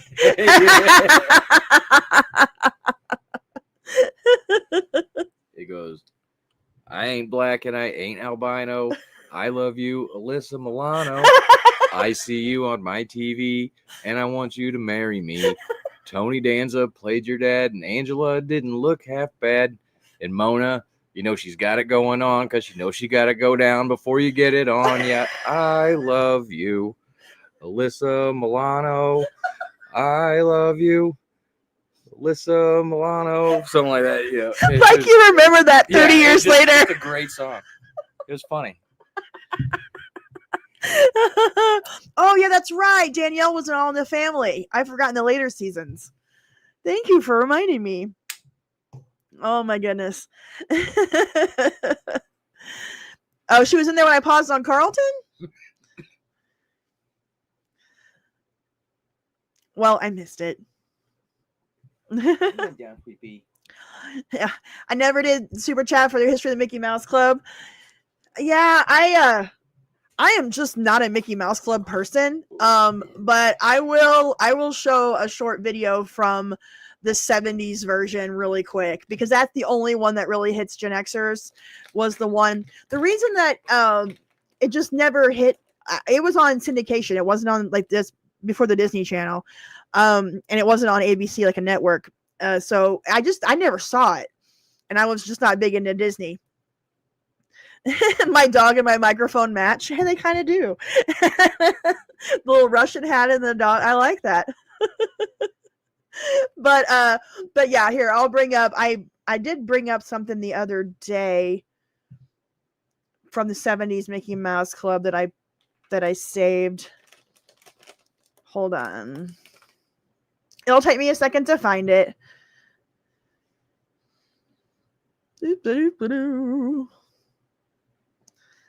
Gots to go back. Oh yeah, before we leave tonight, I do want to show you the trailer for the new John Candy documentary. Yeah, it looks amazing. All right, here we go. Mickey Mouse Club 1970s. This is from 1977. This is called Let's Go Day. And you'll probably see Blair from Facts of Life when she's really, really young. Hi, Musketeers! Hi, Mickey! Well, it's Let's Go Day, and that means travel. Seeing new people, new places, new things. Lots to see and do.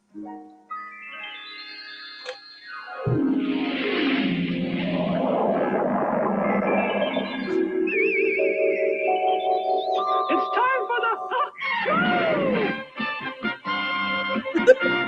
Climb on board to a tree. Enter a world Both don't look where real. every wish you ever wish is waiting You have a for tax you. name for that lemonade stand.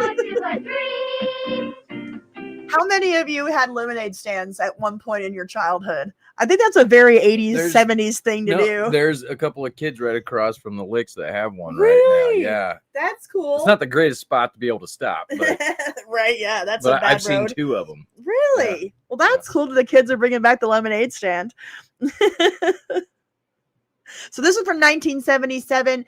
There was the original Mickey Mouse Club with like Annette Funicello and all of that back in the 50s. And it was on for like, I don't know, maybe almost 7 or 8 years, whatever. It went into the 60s. And then it went off the air for a long time. And then they brought it back in 1977 for a couple of years, but it was only in syndication. It wasn't on any network or anything. And then they brought it back again in the early 90s or the late 80s, early 90s on the Disney Channel with Britney Spears and Justin Timberlake and all that. So this was very brief. It's not as well known, but the most famous Mouseketeer from the late 70s was Lisa Whelchel. Let's see if we can find her. Sail away to a star. Find who you are and let yourself drift on marshmallow clouds. On something new. Sail away to a star.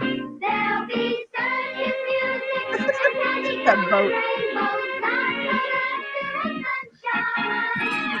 Happy people dancing as the wind blows. There she is. See her up there in the green in the very top? That's Blair from Facts of Life when she was like 12 or 13 years old. Can you see? This is like 2 years before Facts of Life. Yard sale. Do you guys not do yard sales anymore? Yard sales are huge now. Yard sales are the shit. We have one here called the longest yard sale in America, and it's like 50 miles long, and it's at a certain time every Down year. south. Yeah, down here in Southeast Missouri, and yeah, it's like 50 miles long, like on this one highway. It's insane. I love yard sales. That's the best place to The best stuff. yeah, I find some good stuff. So yeah, that's Lisa Welchel up there in the green.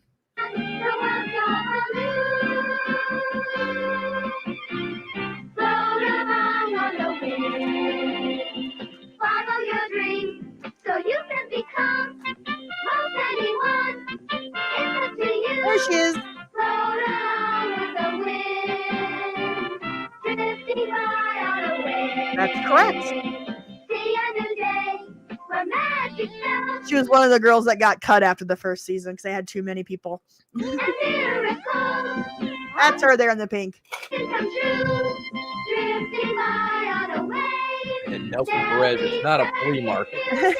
A flea market's at the same place all the time. How is it usually several- on the weekends? Yeah, how is it several miles? It's like all the houses on this highway, and it's very rural, so it's not like you're in a neighborhood. It's like, like the houses are like, maybe a half a mile apart or whatever. Don't know how to explain it. It's just something you got to see. Yeah, it's just something you got to see.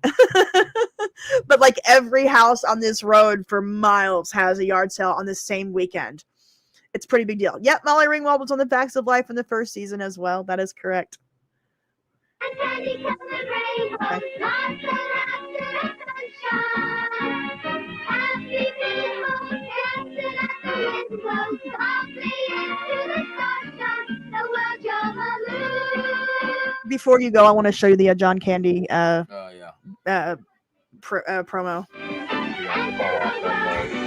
Every wish you ever wish is waiting for you. Climb on board to a dream. The world jumpaloo. The world jumpaloo. The world jumpaloo. So yeah, that was Mickey Mouse Club in the late 70s. Oh, the one with Showtime Day has the roll call. I'll try to pull one up here in a bit. First, I want to show my brother has to leave, so I want to show him the John Candy documentary. It's called I Like Me, and it's produced by Ryan Reynolds, and it looks pretty amazing. So if you guys haven't seen this yet, yeah, get ready. You're gonna love it.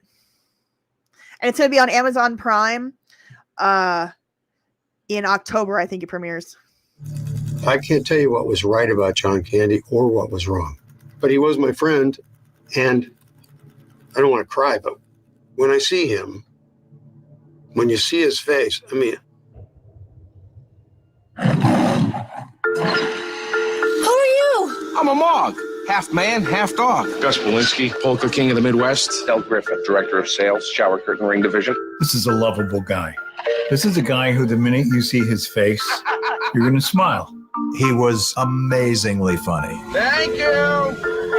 He was one of the top performers out of all of them. Guess my secret to acting would be I pretend real hard.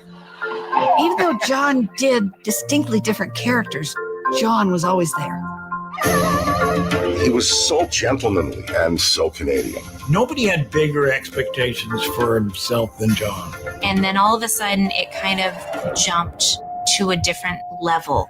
I've made winning my whole life. And when you make winning your whole life, you have to keep on winning. You've been in more turkeys than a stuffing mix. I think the weight of everything he was doing was just too much. A hazard of this business is that it's very unhealthy for people pleasers. You can't really do favors for people. It's a bottomless cup of coffee. If you go a whole lifetime eating your feelings, drinking your feelings, smoking your nerves, it shows up. You know, there's some things that are just painful. That's it. And you can't make them not painful. Hollywood still reacting to the shocking news. John Candy is dead at the age of 43. But 43. It's the face you put on the world that defines who you are. He lived his life very much like the movies. He was the child that made everyone happy. And he was the adult that did that. You know, I remember John caring when not a lot of people did. Every time you go away, This is no meager life we reflect on today. you take a piece of. This is as full a life as any human can live. Hi, Daddy. Hi, Jennifer. How you doing? Magnificent of visage, eyes and frame, the titan of a gentle, golden man. Well, you think what you want about me. I'm not changing. I like me.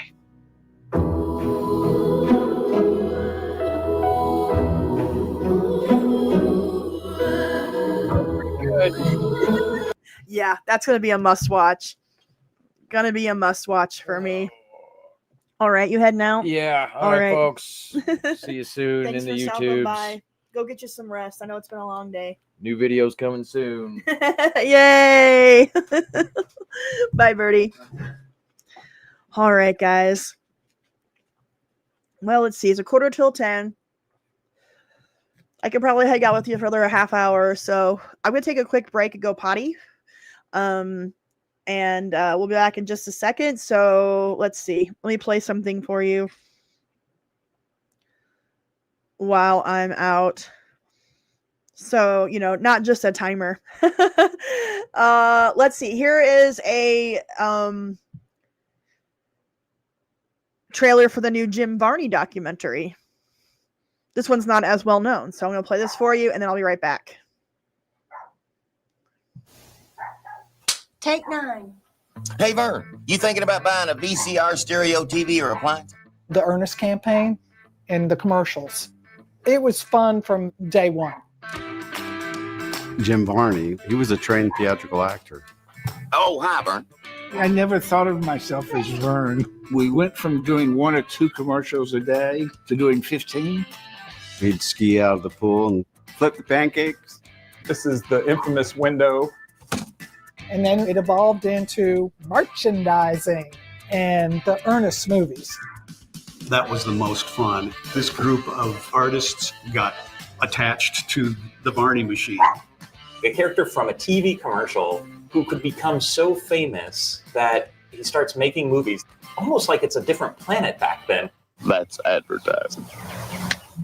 I met Jim Varney in children's theater. He was a great actor when he was a 13-year-old, but beyond that, he was just cool. He wanted to look dashing, like swashbuckling. Once Jim entered the room, the party started. Jim was endlessly entertaining. He could have been a world-class character actor forever. Jim was very good looking, like a James Bond type. He had a nose job, and he was very self-conscious about that. And we took a wide-angle lens, made his nose bigger, and made him a star. Whoa. In the writing sessions, it would go something like, well, do you think that's funny? That's not funny. Don't worry, Jim will make it funny. I was thinking that I could write a book that would tell much more of Jim's story.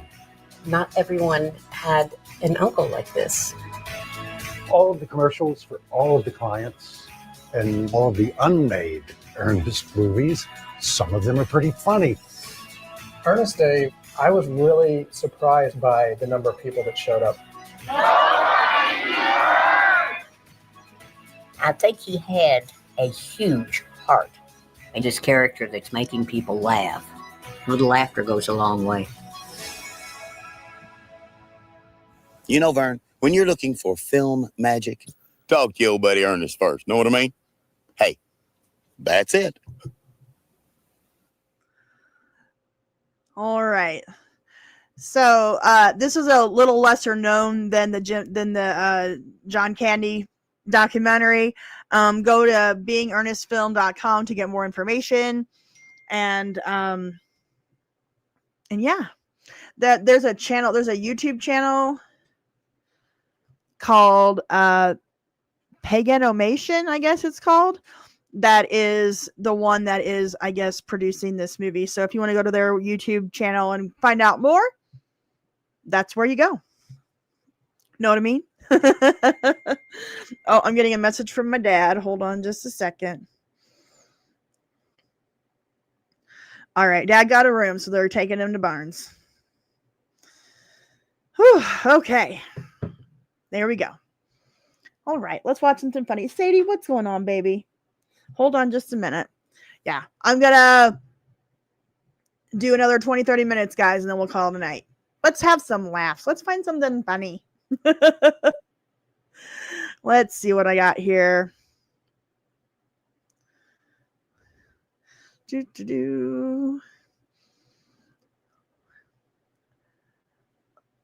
Oh, have you seen this? Okay, I don't watch TikTok.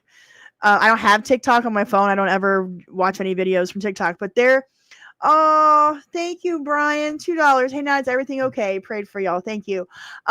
Dad is being taken to Barnes Hospital in St. Louis, up into their cancer center up there. They don't know what's wrong with him, and so they're going to take him up there and try to figure it out. So that's where we are. Thank you so much. I appreciate your prayers, and thank you so much for the super chat. That's very kind of you. All right. I will tell Dad that chat's pulling for him. That's a great. I will definitely do that. Thank you, Lounge Singer.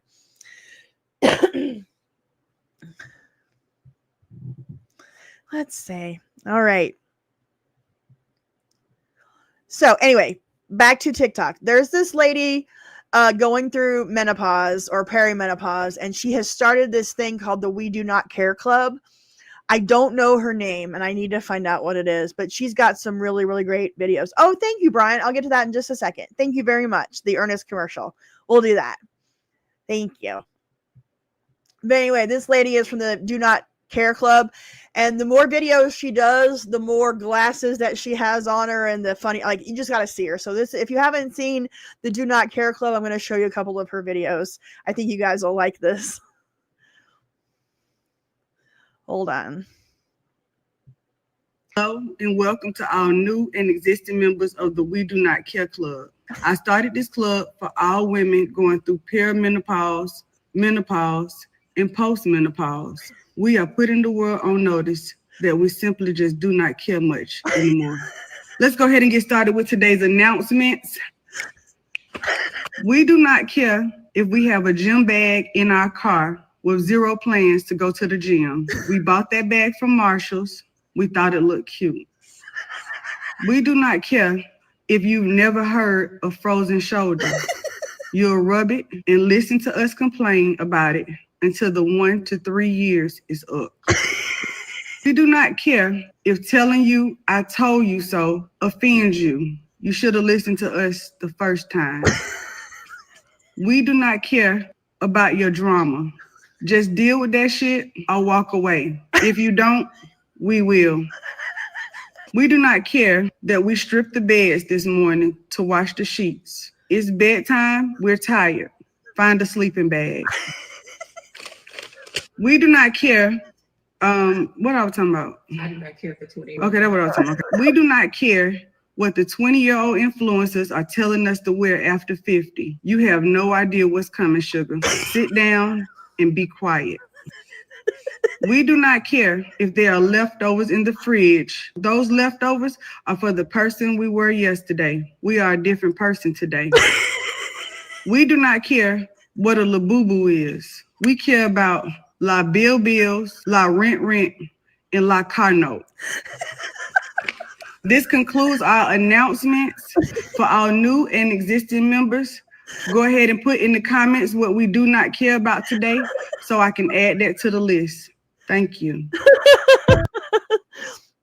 Just Being Melanie is her Instagram. So if you want to find her, definitely at Just Being Melanie. We're going to watch a couple more of these because they are so fantastic. I got a couple more videos to show you guys that I've shared, but I want to show you a couple of more of her Do Not Care, because she's been doing this. I've seen like maybe 4 or 5 of her videos. I should have made a special folder just for her stuff, but I'm gonna find it. Dang it! I got so much stuff to show you guys. I might be here later than I thought. Oh, here she is. All right. Hello and welcome to all new and existing members of the We Do Not Care Club. I started this club for all women going through perimenopause and menopause. We are putting the world on notice that we simply just do not care much anymore. Let's go ahead and get started with today's announcements. We do not care if our boobs hang low and we can tie them in a bow. Okay, yes, I am this age, just so I don't know what's going on in the chat, but I'm in perimenopause. Most Gen X women are in some stage of perimenopause, menopause, or post. So this should pertain to every woman in the chat and then all the men that are with them. You're gonna see this. You're gonna understand. We do not care if the tag says hand wash. It's getting washed. How it's getting washed. It is in the Lord's hands now. We do not care if the family reunion is coming up. If it is still hot outside, FaceTime us so we can speak to everyone. We do not care if smiling makes us look friendly. We're not. We do not care if we pay for a monthly gym membership and we do not go. We do not care if our pedicures and manicures cost $111. We can no longer reach our toes and we can't see up close to paint our fingernails. We do not care if you are a gentle parent. Either make them kids sit down or y'all can go home. We do not care if we lose our phone 13 times a day and keep it on silent. Shut up and help us look for it. We do not care if you have to use the bathroom at our house. Yes, that is our bra behind the door. Please do not touch it as you open the door to exit. That concludes the announcements for today. Our new and existing members, be sure to put what we do not care about today in the comments so that I can add them to our list. Thank you.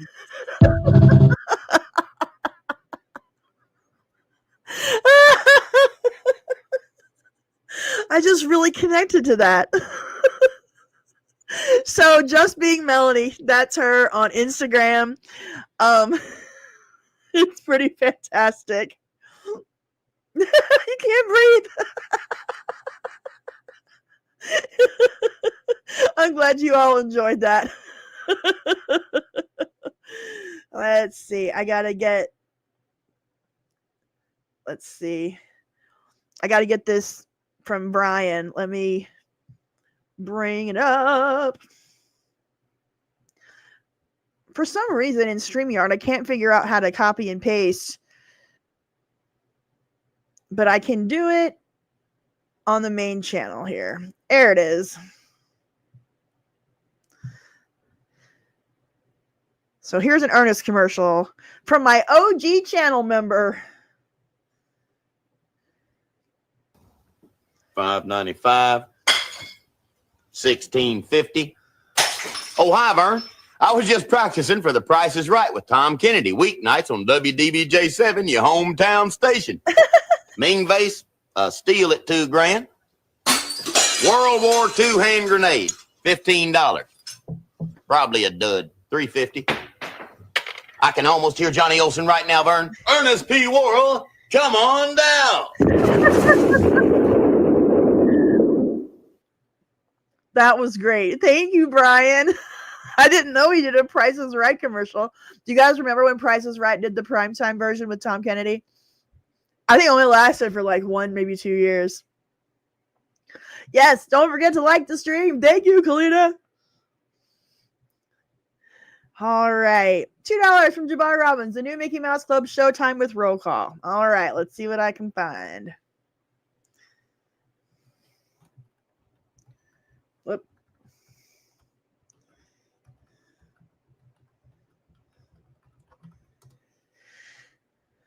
Let's see. Gotta make sure I got the right one here. Oh, looks like I do. All right, we'll watch this one real quick, and then we'll move on to the rest of my stuff that I got saved for you guys. Thank you for the $2. Hi, Musketeers! Today is showtime! From the happiest place in the world!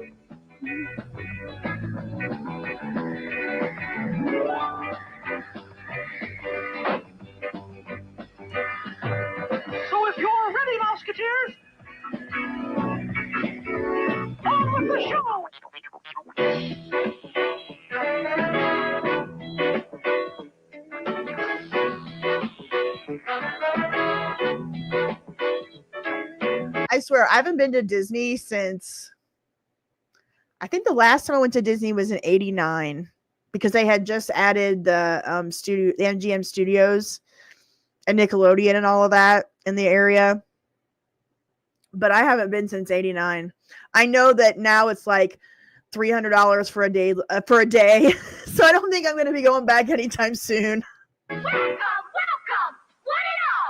Get yourself ready to have a ball. We're gonna dance, we're gonna sing, we're getting ready to do our thing. It's showtime. Yeah, Really? it's showtime, it's showtime. Don't get a little time, it's showtime. We're gonna have it. Yeah. Hurry, hurry, grab a seat. Listen to the rhythm of the mouse beat. We're gonna laugh. Now, I will say I've never been to Disneyland. I've only been to Disney World in Florida. We were near Anaheim, or we were in Anaheim near Disneyland, but we didn't actually go. When we were out in LA, we went to like the TV, like Television City, and went to like see TV shows and stuff. So we didn't do Disney when we were out there. So I've never been to Disneyland, but I have been to Disney World 3 or 4 times when I was a kid. We're gonna shout. We're gonna show you what it's all about. It's showtime. Get up and go time. It's showtime. Don't be a little time. It's showtime. With a round and Nita,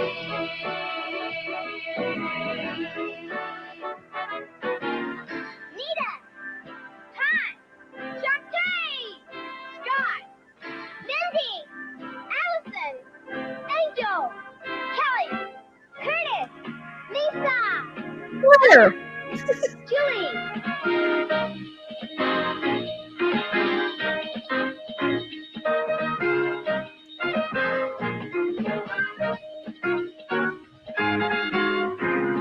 They were really into their tapping, weren't they? Their pas de bourrées and their.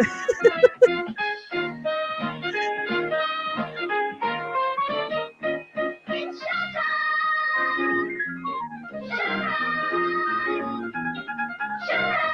I was actually, thank you for requesting this, because I was looking for a roll call with this version and I couldn't find one. So I appreciate this.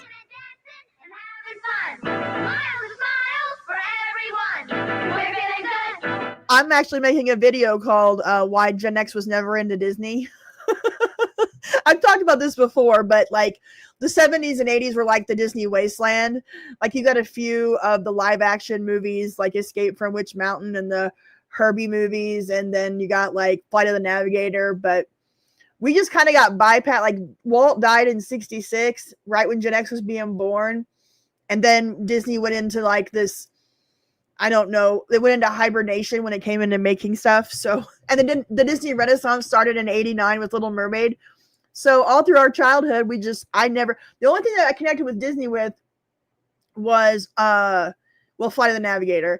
But they had the Michael Eisner did the Sunday night ABC Disney Wonderful World of Disney or whatever. They had the movies and stuff that they did. But we really kind of got skipped over, which is why you don't see any Gen X Disney adults. You only see millennial Disney adults. Those poor people. Ooh.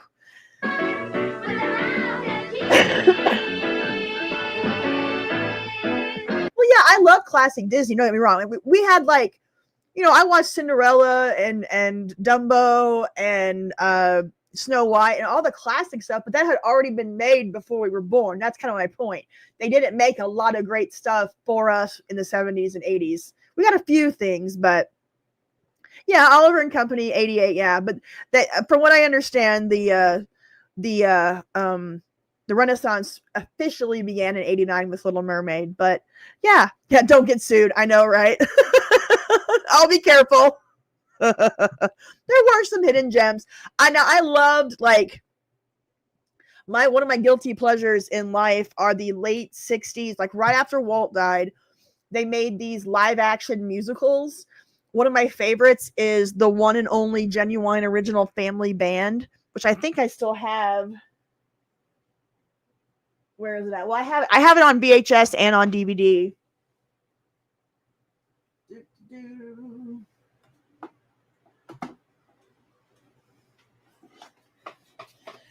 So I have it on VHS as well, but I still have the DVD. This is one of my favorites. And they also did The Happiest Millionaire. It had John Davidson and the one original family band has Kurt Russell and Goldie Hawn in it when they were super young before they were together. But then it has so this one starred Buddy Ebsen, but the main stars were John Davidson and Leslie Ann Warren, who were in this one, and then The Happiest Millionaire. Unidentified Flying Oddball, that's a good one. But yeah, Apple Dumpling Gang and what was it? The Gnome Mobile.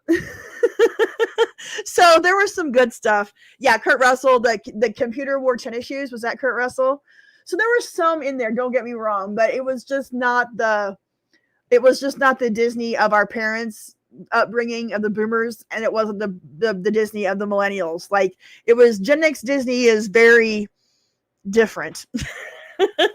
Journey and Natty Gann was pretty good. Yeah, I remember that one. And also they had one of the things that they did to make it very inaccessible was the Disney Vault. So they would release their movie on VHS for like 6 months, and then they'd lock it in the vault and you couldn't get it anymore. Oh yeah, Tron, yeah. But yeah, so I still have, Disney skipped Gen X like everyone else. I do have a few Disney movies still on VHS in the old clamshells.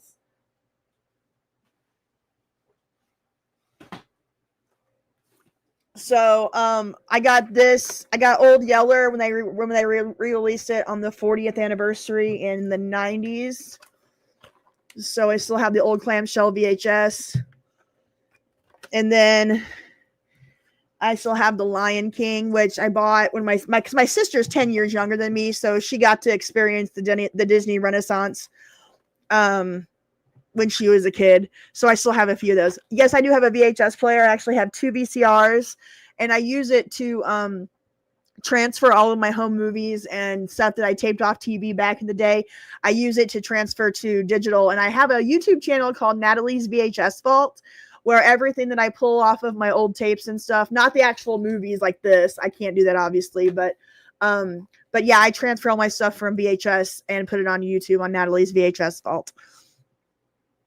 So yeah.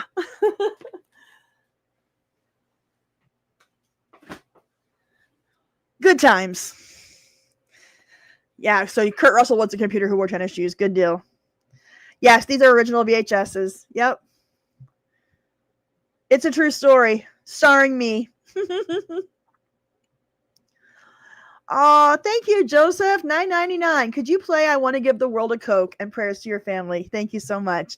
We can watch the OG and then the remake in 1990. So these are copyrighted, so I will have to pause. They're not like most commercials are not copyrighted, but of course the Coke commercial, these specific Coke commercials are.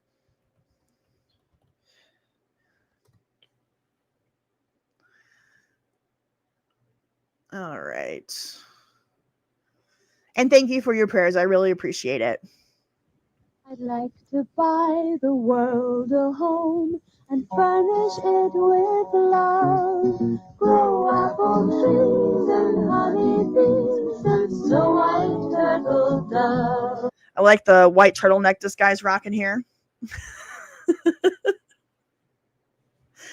I think this was actually like a single that they released on like on the charts, like you could hear on the radio. And so there's a real long version of it. Sorry that I'm using my original camera tonight, but I had some technical issues right before I came on the air, so I'm a little out of focus at the moment. Hopefully I can fix it. I like to teach the world to sing with me. I like to buy the world a Coke and keep it company. Oh, Coca-Cola. Did you guys know that Coca-Cola invented the image of the marketing image that we know of Santa Claus as, like, you know, the guy in the red suit and the, you know, the white beard and all that? That was a Coca-Cola marketing campaign from the 1920s, or maybe it was the late night. It was, I think it was early 1920s. So Coca-Cola gave us our modern day Santa Claus. The Coca-Cola marketing team was kind of a big deal there for a while. It's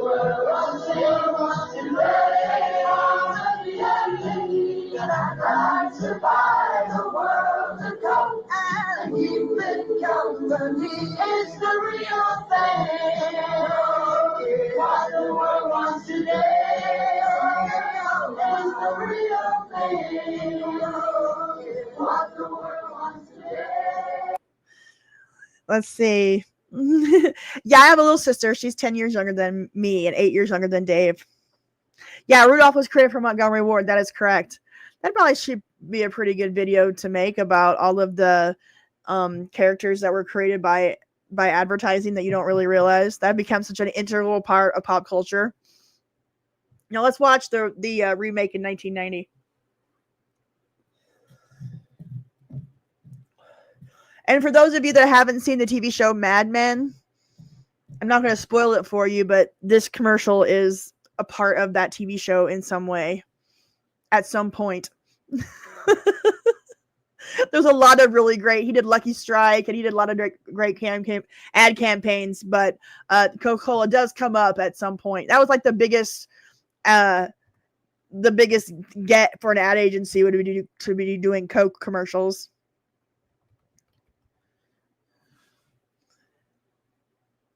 Let's see, 1990. So here's where they come and they get together 20 years later, and the same people get together and sing it again. You know, it happened right here 20 years ago. Right here, Mom? Mm-hmm. You just can't imagine what it felt like. I'd like to buy the world a home and furnish it with love. And then they integrate the current current 90s ad campaign with the old one at the end of this, so it's a little bit different. When did Coca-Cola popularized the jolly red suited Santa that we know? It started in 1931, just so you know. So Coca-Cola did some big things. Grow apple trees and honey bees and snow white turtle doves.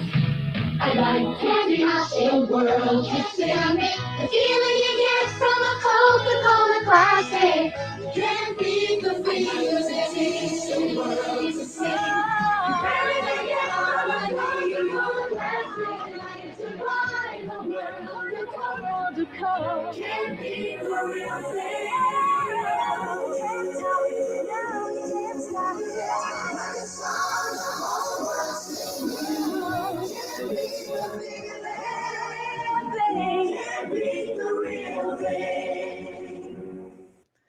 Thank you so much for that. That was fun. I appreciate that, Joseph. Bernie, $10. Hello. Bernie, 1972. Hello, fellow Gen Xer. First time on here. What are we talking about? Well, tonight I don't have a specific topic. I'm just what I call Gen X a la carte. Basically, throughout the week, I will when I find a Gen X related video on a streaming or on a social media platform, I will save that and then I'll play it and I'll share it with you guys. And so I'm sharing some videos that I found that are Gen X related, and also I am taking super chats, requests, and playing what they want to show as well. So it's just kind of a, an a la carte menu type of a thing tonight. There's every once in a while I'll do this instead of having one specific topic. So that's what we're doing tonight. Thank you so much. I appreciate you joining me. And I appreciate the $10. I will be buying a standing desk when I get my next YouTube payout, thanks to you guys and your super chats. So I'm really excited about that. Thank you. Jessica Lee, spoiling me again. $20. Well, I don't have to work this weekend. Yay! But I'm getting tired. All the love and good vibes to you, Nat. Be easy on yourself. We'll wait for you if you need to take a break. Good night. Thank you, Jessica. I appreciate that. I really do. I haven't taken a break completely, but I have put a pause on the video that I was making. I was supposed to release it this past week, but I just haven't finished it yet because I haven't been at the editing bay much this past week because of the issues with my dad. So here, let me kind of fix the focus. I hate that I have to use this old camera. There we go. But there we go. Sweet. Thank you very much. I appreciate that. You are so good to me. But yeah, I don't plan on taking a total break unless things turn to where I need to. But my next video, it's about halfway done. I should have it hopefully done this weekend. And it's something a little different. It's not a list video. I'm putting together the best stuff from Boners to Bone from Growing Pains. I'm taking one of my favorite 80s sitcom characters and doing a little montage of all of his best moments. So, and then I have some 80s TV movie videos coming out. And then I have one that I have like 10 that I'm working on all at once. And then one kind of emerges as the one that's going to be next. I have some 80s made for TV movie videos, and I have one called 12 Ways to Kill a Sitcom Character that goes through some of the ways that they killed off characters in sitcoms in the 80s and 90s and the 70s. So yeah, I got a lot of stuff working, but yeah, there you have it, and there you are. I appreciate you guys' support. Oh, the Mean Joe Green ad. Oh yeah, absolutely. Let's see. Yeah, like Coca-Cola, whoever did their marketing in the 70s and 80s was just like, they were doing big things. Please, take them out. Mr. Green? Mr. Green? Yeah. You need any help? Mm-mm. I just want you to know, I think you're the best ever. Yeah, sure. Want my Coke? It's okay. I might not just do sitcoms. I might just do TV characters and bring in the elevator shafts. You're not like, well, I was going to do 12 Ways to Kill Off a TV Character, because either the actor died or they got fired by the network or whatever, but I might throw in some elevator shaft situations where they just killed off a rando. Hey, you can have it. No. Really, you can have it. Okay. A Coke and a smile makes me feel good. As a Coca-Cola connoisseur that I am, there is nothing better than a Coca-Cola from our childhood in the tall glass 12-ounce bottles. And then they also had the 16-ounce short glass fat bottles with the styrofoam label on it. But there's just something special about a Coca-Cola out of a glass bottle. Woo! And I have a t-shirt that says, having a Coke and a smile somewhere. I need to find that. Makes me feel nice year-round. That's the way it should be. I like to see. Hey, kid. Whole world smiling with me. Coca-Cola as life. Have a Coke and thanks, Mean Joe. Smile. Oh yeah, it's got to be ice cold. That's definitely important. He's gonna chug the whole bottle. Hey, I mean, he's been burning it out there on the field. Gotta chug it.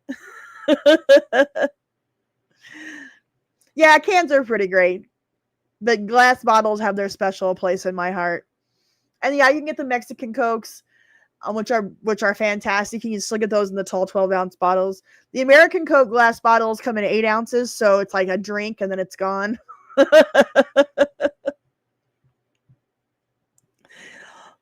There's a Keanu Reeves Coke commercial, really? When he was little.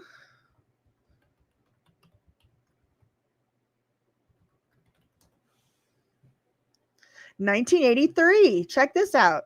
You're reaching for the finish line. You dig down deep, decide to find. There he is. You really gotta want it. The strength to me, the will to succeed. This is it. It's for him and for you. Hey, I'm proud of you. Really proud. A Coke. The biggest taste in China. Hey, Race, who's your coach? My dad. Coke is it.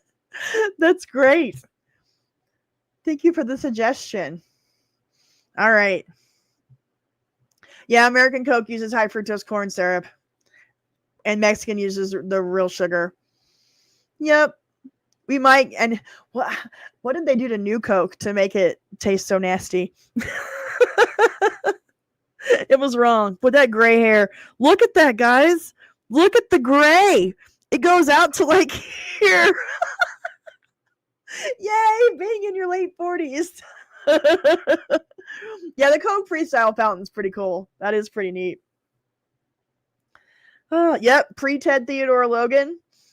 Pre-parenthood. Oh, thank you, Joseph. Oh, boy, I should have maybe brushed my hair and made myself look presentable before this. It's been a long day, guys. Yeah, I heard Keanu's generally a good guy as well. Oh, okay. Let's watch some more of the stuff that I got saved up for you guys. Let's see. I showed you the John Candy thing. I showed you that we do not care. Oh, they are making another Super Troopers. I don't know about you, but as a stoner, one of my favorite stoner comedies is Super Troopers. I really, really love that movie. Oh my God. It came out when I was already in my 20s. It's early 2000s, but still. The Meow game always gets me. So, let's see here. So, they've been Broken Lizard is a comedy troupe, so they've been sharing photos from the set. So, oh, it's Freddie Mercury's birthday today. Oh. Happy heavenly birthday to Freddie Mercury.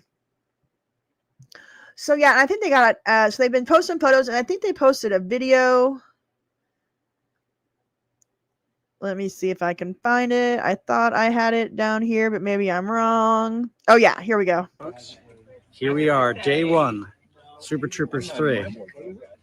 There's my friend Paul. Oh, here's my friend Nat Faxon. Friend Eric Slanotsky. What's up, nerd? And Rob Farva. It's Farva. Doesn't look anything like me. Looks exactly like you. Hey, right here. Doesn't look anything like where me. we find If you want similarity. No. I have a more delicate nose than that. I think. You do. You It's have a little more aristocratic than You that do. picture. You have a New Englander's waspy nose. Exactly. If it fucked a pig. Barbara. Okay. Favre. Officer Favre.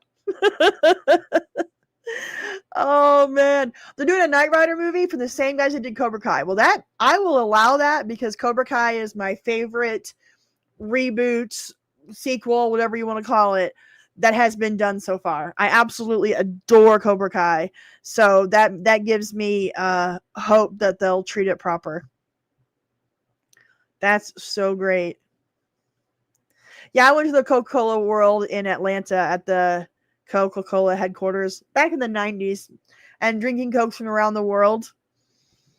Whew. Not fun. What are we going to do for Birdie's and mine born days? Well, Dave's birthday is in 2 weeks. So I probably should get my ass together, get my life together, get my ass in gear, and figure out what I'm going to do for him. He's a big golf person. He's trying to get his golf channel started. I wish I could get him a golf membership at our local course, but they have a waiting list so long. We can't get him in anywhere. So I got to do something golf related. But as for me, my birthday is also my channel's birthday because I posted my first video on my 46th birthday, and I'm going to be 48 in November. My birthday is November 29th. And so we'll have a channel birthday party and a birthday party for me as well. And I haven't exactly decided what we're going to do for that live stream, but I was really hoping to get to 100,000 subscribers by then, but I don't think I'm not going to make it unless something crazy happens. I'm at 71 and some change. I was 72, which is more than I could have ever dreamed of. So I don't even know why I got the 100,000 in my head. I'm hope, someday I'll get there, I think, but I don't think I'm getting there for my birthday, but I haven't figured out what I'm doing for my birthday just yet. Yeah, I got to get my so-called Gen X life together. Oh, you should watch the last season of Cobra Kai. I didn't like Sakai Taikai or whatever that international thing they went to was kind of that storyline didn't really land for me, but the way they wrapped up the series was really good. So I definitely recommend it. It really is. Like, I'm not, please don't think I'm complaining. Like, the fact that I even got 1,000 subscribers was insane. So, like, I thank you all so very much. Yep, I'm a Gen X baby. Oh, let's see. What else do I got here? So I got did you know that Mr. T's daughter is a stand-up comedian? I want to show you. I haven't watched this yet. It really is, Robert. You're right. The fact that I make money from it's amazing enough. It is. I'm not complaining. The fact that I can do this for a living is all because of you guys, and I'm so grateful. I'm so thankful. Thank you guys so very much. I have not watched this clip yet, but Mr. T's daughter is a stand-up comedian, so we're gonna watch this together and find out what she's got to say as growing up as Mr. T's daughter. My dad is Mr. T. Mohawk Gold chain. Most people think I'm lying when I say that, but I'm like, why would I pick him? Like, who the fuck is lying about Mr. T, right? And I grew up in the 80s and 90s, so either everyone believed me or no one believed me. Like, there was no in between. I grew up in a very wealthy neighborhood, so everybody believed me there because they were like, why the fuck else is your black ass here, right? Like, when I was a kid, we lived on the south side of Chicago, and like, I get it. Like, I'm a black girl at an all-black school, and I'm trying to explain to my friends that the reason why they've never seen my dad before is because he's doing WrestleMania with Hulk Hogan, right? Like, everybody was like, shut the fuck up, Erica, right? And those were the teachers, right? So I got this complex, and this is for real. My friends will tell you, or like people I meet. If I'm on stage, I'll talk about my dad, but I never tell people like who my dad is or like stuff I've seen because no one ever believes me, and they like really don't. Like, I will give you an example, like, because like when I was in kindergarten, first grade, like kids kind of like ostracized me and wouldn't talk to me because I was like little lion ass Erica, like they didn't believe me. And so this one weekend, all right, I'm gonna tell you guys this, don't tell anybody the story, but this one weekend went to this WrestleMania event with my dad, and he was partners with Hulk Hogan, right? And my dad, it was the first time I was seeing wrestling live, right? So my dad's like, don't worry about it, it's fake. He's telling me, I have a sister who's 8 years older than me. He's like, oh, don't worry about it, it's all fake, whatever, blah, blah. And he's in this wrestling match with this guy named Roddy Piper. Do you guys know who that is? Okay. And it's another dude or whatever, right? So my dad gets into the ring, and immediately Roddy Piper flips my dad in a way, and he cracks my dad's ribs, right? Oh. So my dad has to go to the emergency room, right? So me and my sister are crying, whatever. They take my dad to the ER. They bring him back he comes back to the hotel room. He's all bandaged up. And like Hulk Hogan's in our hotel room, and Hulk Hogan's doing like lines of cocaine, right? And he still has the yellow shorts on, right? And he's like, T, I'm gonna fuck him up when I see, I swear to God, I'm gonna fuck him up. And my dad's just like, oh God, my ribs hurt so badly, right? And then there's a knock at the door, and it was Roddy Piper, right? And he goes, hey, T, I'm real sorry about what happened. And Hulk Hogan's like, fuck that, and grabs Roddy Piper and brings him into the hotel room, throws him against the wall, smashes the mirror.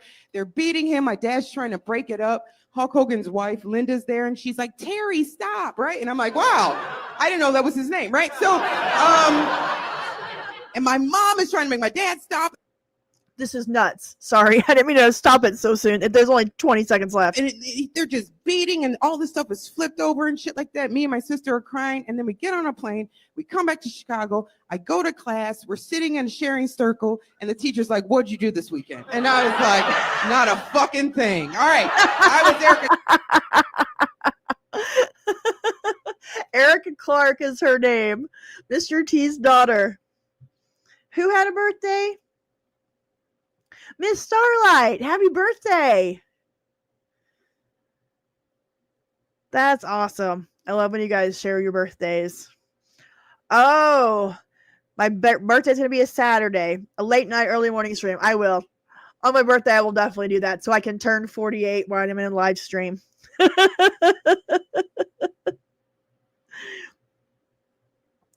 All right. What else we got? I need to make a separate spot for all my recipes. All right. Now, if you're a huge Steve Martin fan like me, you know that he's also a fantastic musician and banjo player. So this is Steve Martin back in 1977 on the Johnny Cash show. And let's just watch. It's Johnny Cash, Steve Martin, and Chris Christopherson. Wonder how the old folks are at home. You know that? Yeah, let's go. Let's see. All right.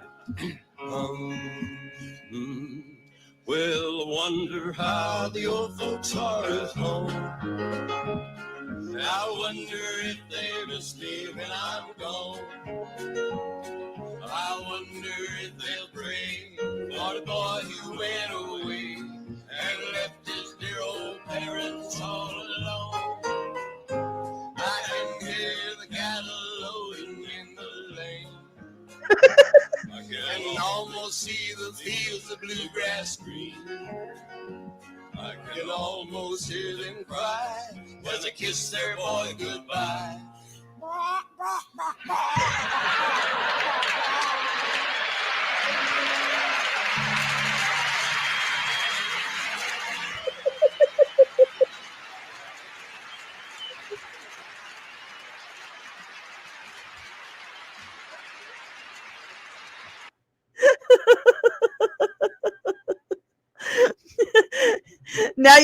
He was born a poor black child. That is correct.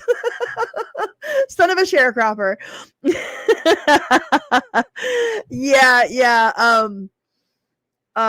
This was right before King Tut. Yeah, on Saturday Night Live. You know I gotta stay away from those SNL videos. But King Tut was definitely a classic. That's one of my earliest memories of Steve Martin is King Tut. Let's see. All right. This is Bananarama. They recently performed. I don't know where they performed at, but you should recognize their song. But anyway, this is Bananarama in 2025. Pause it, obviously, for copyright. But I love that these women in their 50s look amazing. They look amazing. Yeah, I love Bananarama. Yeah, I remember. Yeah, I wore out Steve Martin's Wild and Crazy Guy on vinyl. If you haven't read Steve Martin's autobiography, do yourself a favor, buy it, and read the actual book, and then listen to it on Audible so you can hear him read it. But the actual book, it's one of the best autobiographies I've ever read. It's so good. Bye, Moonbeam. Thank you. Pretty good. I'm pretty impressed. Yeah, they look great, don't they?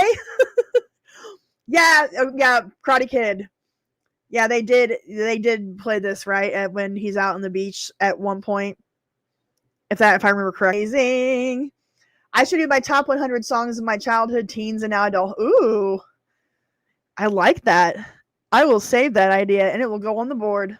I always get nervous about doing music, any kind of videos about music, because it's just a minefield of copyright, but I can do that. I can figure out a good way. Songs have 8 writers to them. She is so inauthentic. It's painful to me. Some of her songs are like nails in a chalkboard to me. They're so bad. Yeah, same. I'm a Selena girl through and through. Absolutely. I'm glad we're in agreement about this. Vernon Reid from Living Color just turned 67, and he posted about it on X, and in honor of Vernon Reid's birthday. Here is when they were on SNL. So obviously I got to be very careful. I got to pause this like every 10 seconds. But here is Living Color on Saturday Night Live in 1990.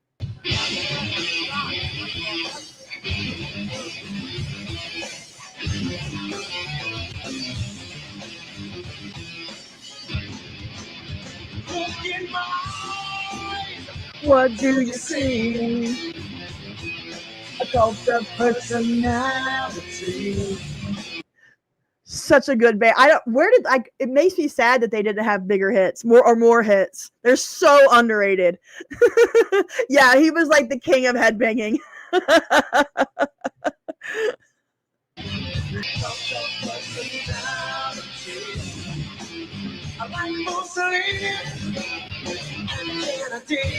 I mean, seriously, they were so talented. Like, it's crazy that, yeah, he was hot. Yeah, is this CM Punk's entrance? I'm not as a big of a wrestling fan to know that. I'm sorry. They're still around making great music. Like, I wish we could hear more of it. I need to find some of it and check it out because I loved them back in the early 90s. They were considered alternative as well. Yeah, that makes sense. This video, when it came out, played on MTV on a loop. I remember that.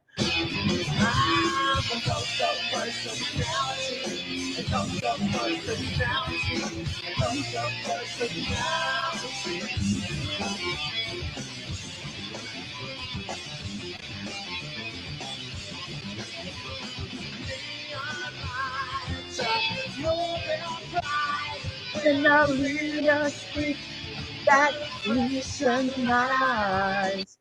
Oh, I wish I could just play it. I agree that music started to fall off around 98, 99. I completely agree with that. There are some things from the early aughts that were Gen X bands and younger millennial bands were doing that was okay. That wasn't bad. But I feel like once YouTube came out and once the streaming music and all that stuff started happening, and then T-Pain auto-tuned the world, I feel like something happened to music where it's like everything's computerized and like you don't just see a bunch of musicians sitting together and like making music anymore. It's all computer. Everything's computer. So I agree that music started going downhill in the late 90s. And by 2005, 2008, it was pretty much done. I don't think I listened to anything past that, to be honest.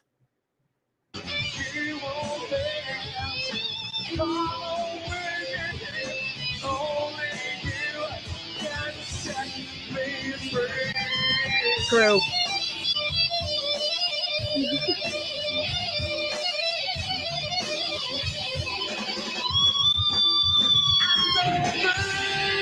So good. So very good.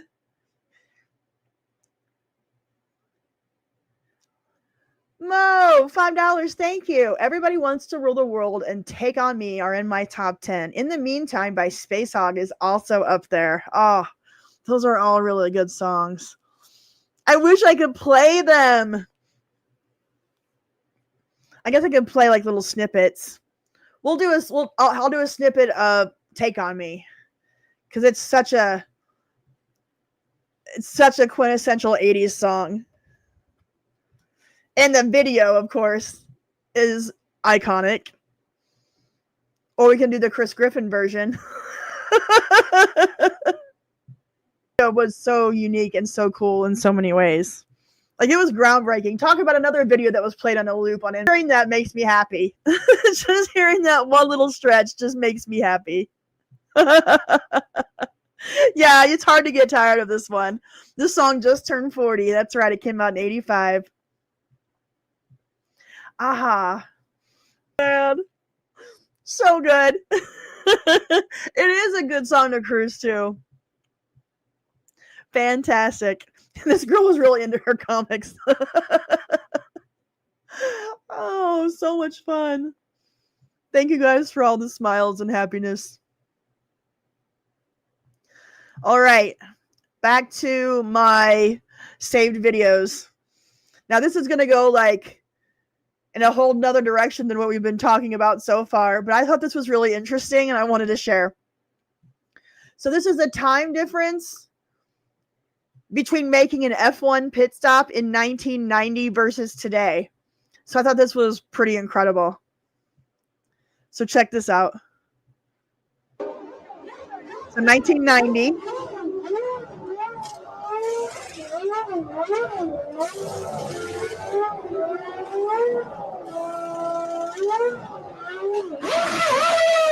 .95 seconds.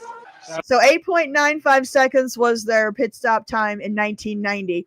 Now we're going to get into 2000. A stunning first part of the race for Michael Schumacher. But possibly explained by how early he's coming in. You can see we've still got 48 of the 57 to go, so he's not even done. So 10 years later, they shaved it a little second and a half off of it, so now it's 7.22 seconds. Now watch this. 10 laps yet before making his first stop. So, and this is 2010. Here we go.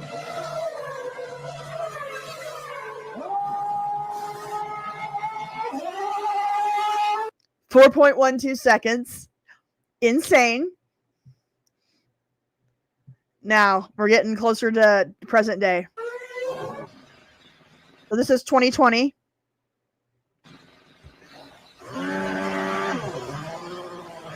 .82 seconds. Keep watching. 1.8 seconds. Blink, and yes, you have this. Now here's 2023. This is the most recent one on this video. Watch this.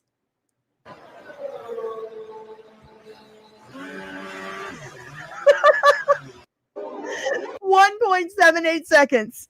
Isn't that insane? I don't know why that like totally just intrigued me, but yeah, pretty neat.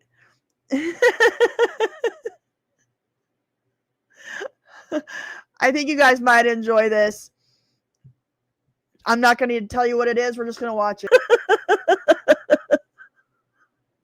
That made me giggle. I thought you guys would like that. That song is a banger. It is. Yeah, bro in the back was doing it. Turn up.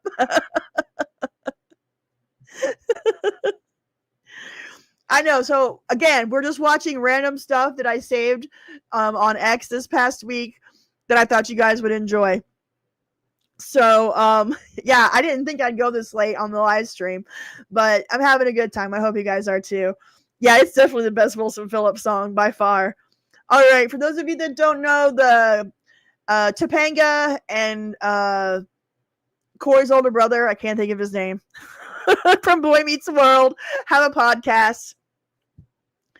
Oh, thank you. I'm glad I went this late too. I needed it. You always keep me up late. But anyway, this is a clip from the Boy Meets World podcast, and they're talking to Carrot Top. I think you might like that. Yeah, Wilson Phillips were Nepo babies. That is true. Pod Meets World. Thank you. That's the name of it. Pod Meets World. How many shows do you do a year here? 240. Yeah. My manager has a car payment, so I want to. It's Ryder Strong. Whoever I can't. It's Topanga and Sean and Corey's older brother, but Corey's not a Corey like Ben Savage like totally has nothing to do with Boy Meets World at this point. He wants nothing to do with it. He won't even go on Pod Meets World. So he's not on here, but it's Topanga, Sean, and then Corey's older brother. How many shows do you do a year here? 240. Yeah. My manager has a car payment, so I want to talk to you about your workshop. Do you keep all of your it's a sweatshop full of children that are Yes. Have you ever invented anything not for comedy? Probably more than 3 dozen things have become items that weren't comedy. Really? Yeah. My closing was a bunch of toilet seats one time. It was about 10 toilet seats, but because I did have a toilet seat joke, but they were solid. You know, one that would hold women's hair when they're throwing up. Oh my God. I had one with a seatbelt, so when you eat a Taco Bell. Yep. And, Your father was a NASA engineer, Isn't that right? crazy? Yeah, maybe I think I might have gotten some of my father's Some of the toilet seat stuff. Toilet seat stuff. So you got your inventor brain from your Yeah, dad. I hope. Where did your stage presence and desire to be on stage come From my mom, the stripper. That's The perfect combination of the two. The cup joke with the call waiting and the Oh my God, the cup joke with the call waiting. That is one of my earliest memories of Carrot Top. So funny. Here we go. Hold on. joke with the call waiting and the party line. I remember watching it and being like, this is genius. when I made that cup joke, I just sat there myself and I thought, holy shit, even Seinfeld, even Carlin would find this clever and funny, right? I'm walking to Philadelphia airport. I see this guy looks like George Carlin. So I just said, excuse me, I don't bother you. I'm a comic and I just want to admire. And he says, Carrot Top. I said, all right, you just made my whole world. He says, that cup joke thing you do. Swear to God, that's genius, dude. I just wanted to play that and share it. I know Carrot Top doesn't look that great these days. He's got to be close to 60. Daniel Fishel, Will Friedle, and Ryder Strong. Thank you very much.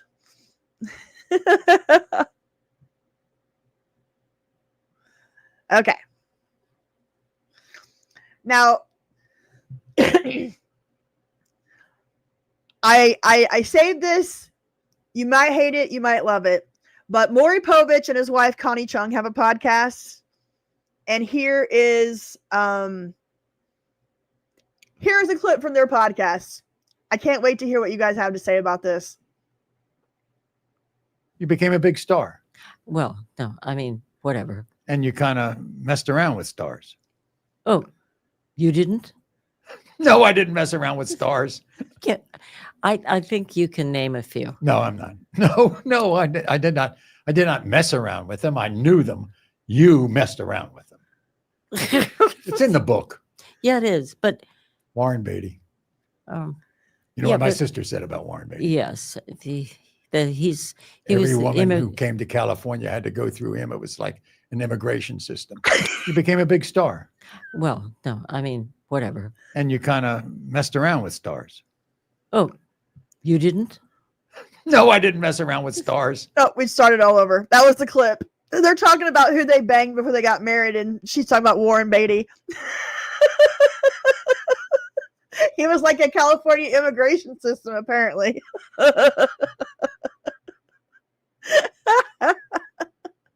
I know these are random, but that's what Gen X a la carte is about tonight. All right. Fan Expo in Chicago. We see a reuniting of Randy Quaid and Chevy Chase. Look at this. How you doing, Ariana? What's that for? Good. Yeah, I'd like to hear you. I'd like to hear this. Yes? Yeah. I know. I don't think so.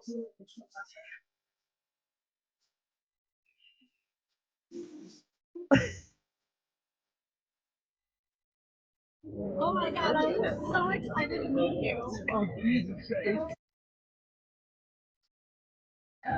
How they roll, how they roll.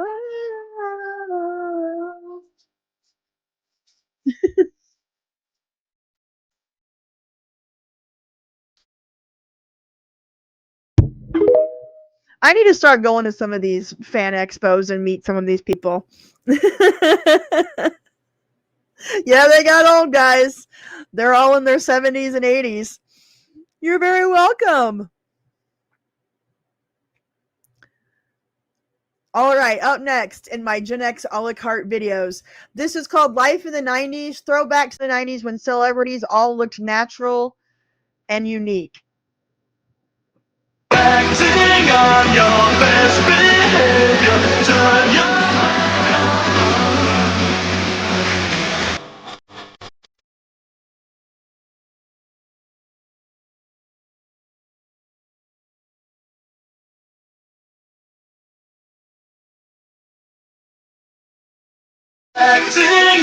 Like, it's truly amazing. Oh, you got the what's eating Gilbert Grape look on him. But it's truly amazing. I'd say probably in the last 15 years that celebrities have gotten so obsessed with the Botox and the fillers, and the young stars these days are doing the buccal fat removals. Anyways, they can't act anymore because they've taken all the expression out of their faces. So you can't tell if they're happy or sad or mad or whatever, because they've frozen their faces and they look so terrible. And it takes away the suspension of disbelief, especially if they're doing like a period piece, if they're doing something from like Bridgerton or something like that, where they don't look like normal people. Their faces are frozen. I know they were getting work done back then, but it wasn't what they're doing now. Come on. They should have played a 90s song in that instead of an 80s song. Yeah. Yeah, the actress that played Wednesday did it. I saw that. But yeah, like people just looked more natural. They looked frozen and no expressions. Exactly. And like, I mean, back in the 90s, if they would get work done, it would be like a nose job, right? Maybe a tiny facelift. They got older or whatever. But like Jenna Ortega, that's her name. Yeah, she looks totally different, like unrecognizable. Nicole Kidman, her face is frozen. Like you can't see anything from her. She's just like, but like it's just. That's why I just love Pam Anderson for aging without getting work done, without makeup. It's just, it's pretty incredible that she's able to do that. Let's see. Mike Tyson in the 90s got a pet tiger. We all know that because of The Hangover. Here we go. Memories from the 90s. Let's see what this one is.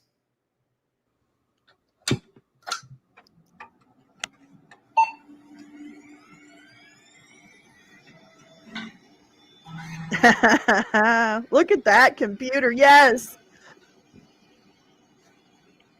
Oh, there's CD-ROMs.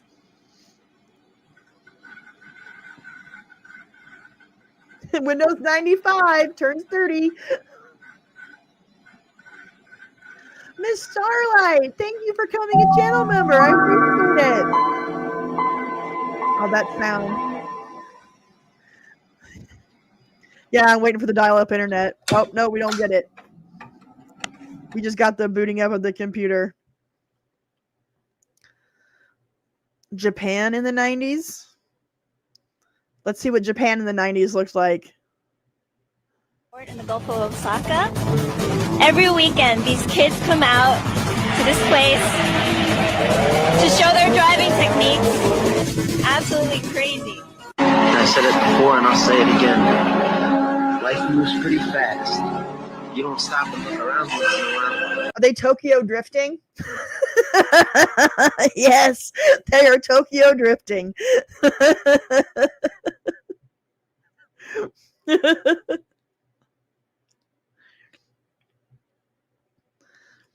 Here is Michael Jackson in the 90s. Let's find out what happens to Michael Jackson.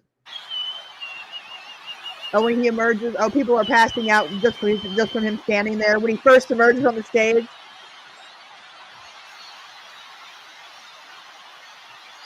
People passing out just from him standing there.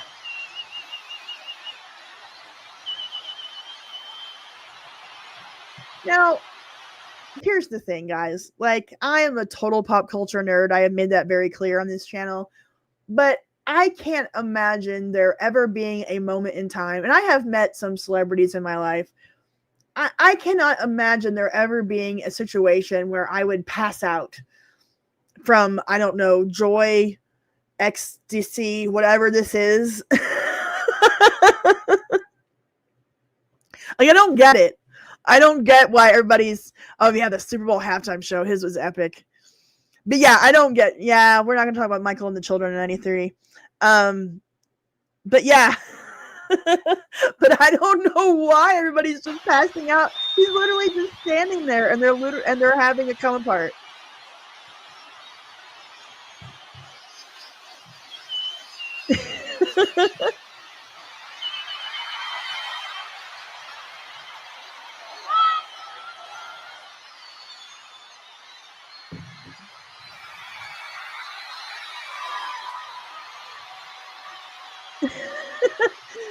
If middle school Nat went to a New Kids concert.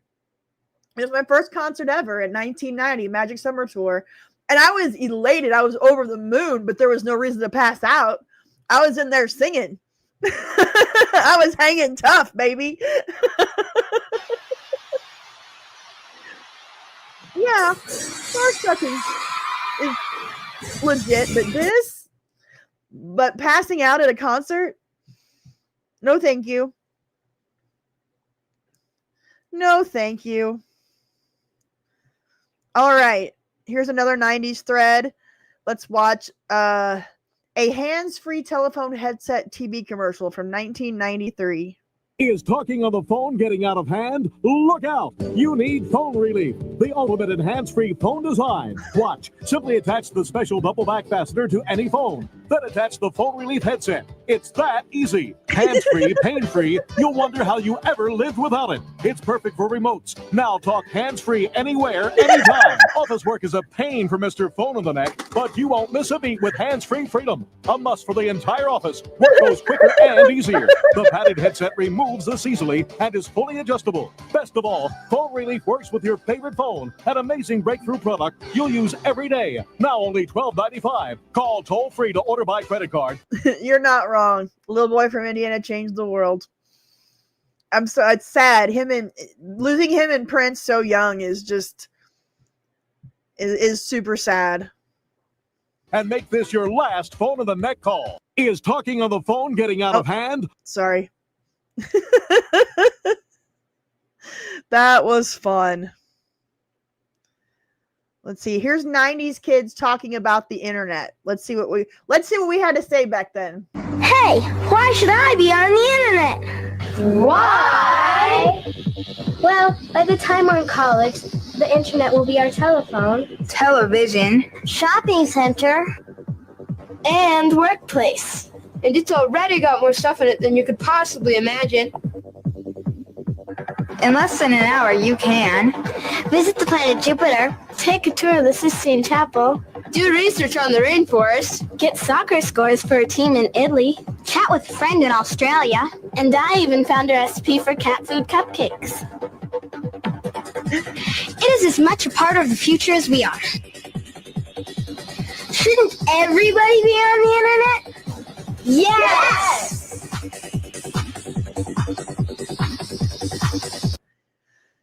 Oh, remember when the internet was a good thing? There was a time where it was such a good thing.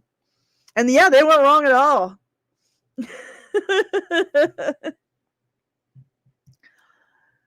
But now, honestly, if I could watch my TV shows without it, which I guess I can, I just need to accrue all the physical media in the world. But the only thing I do social media, I have cut out Facebook, I don't do Instagram or TikTok or nothing. I still do X simply for posts like what we're doing tonight to find old vintage stuff. But other than that, like, I don't do social media at all anymore. Like, it ruins your brain and it takes you out of the real world. And I like to touch grass. I like to touch grass. Okay. What else we got? All right, here we got a comedian. I saved this for some reason. Let's find out why I saved it. I would have a kid tomorrow if I could parent my kids the way that I was parented, because my parents were never fucking with us. My mother's favorite thing to say was, get out of my sight. That was her favorite thing to say. Get out of my sight. You know, if we came home from school, if we were in the house more than 2 minutes and it wasn't raining, she'd be like, what are you doing in my house? Get the fuck out of my house. Are you watching all my children? No? Then get the fuck out of the house. It's not your time. Myself and my brothers would disappear for hours on our own, unattended, out on the street. The only thing that would bring us home was hunger and the moon. That was it. Outside on our own, unattended. And of course, guys my age, people, my friends, we love to wax lyrical about the good old days of going outside to play on your own. And then young people always say, yeah, but you could go outside and play back in the day because society was safer back then. Wrong. Society was not safer back then. We just didn't know how unsafe it was. Watch any of these Netflix documentaries. They all begin the same way. Somebody goes, back then we just didn't know. We didn't know. We were clueless. Predators everywhere. A van could have pulled up and been like, hey, kids, get in. We would have been like, yeah, we've seen Scooby-Doo. Let's ride. Let's go. Once we don't go to the abandoned amusement park, I think we're going to be okay. Outside on our own, unattended, in the 80s in New York. This is what makes me laugh. People are like, oh, society was safer back then. You watch any of these fucking documentaries about the 80s in New York? It was fucking chaos. Plus, we were on the street. No fucking speed bumps. No four-way stop signs. No fucking parents. Just two-hand touch on the street, and we were fine. Yes, we were. Now you can't go outside even though society's safer. I feel bad for these kids. Society's safer and they can't go out and enjoy it. Parents are like, don't go out there. There's peanuts out there. Don't go out there. There's peanuts. And yes, I know there were some children kidnapped in the 1980s. But I think it's a worthy sacrifice for 7 or 8 kids on a milk carton for the millions upon millions of happy childhoods that happened as a result of their sacrifice. And it has not gone unnoticed. Thank you for your service.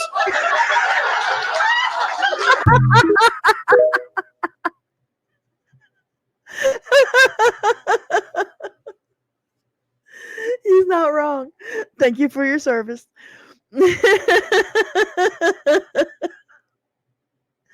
That was good stuff. All right, another video from 1980s America. This is from the if you're on X, Super 70 Sports has a really great page. He posts a lot of really awesome stuff. This is 1980s America. Brewer fever! I caught it! Brewer fever! I caught it! I caught it! I caught it. Come see what's brewing. Come see what the good times are. Come see what the Brewers are doing. Come on and cheer us, superstar. Be a believer. Brewer fever. It's fun to join in the cheering. Stomp your feet, clap your hands. You're part of the team sitting in the stands. Come catch the fever. The fever we're brewing is for everyone. You'll be a believer in Brewer fever when you feel the excitement of the big home run. Stomping your feet, clapping your hands. You're part of the team sitting in the stands. Yeah. Come see what's brewing. The Milwaukee Brewers.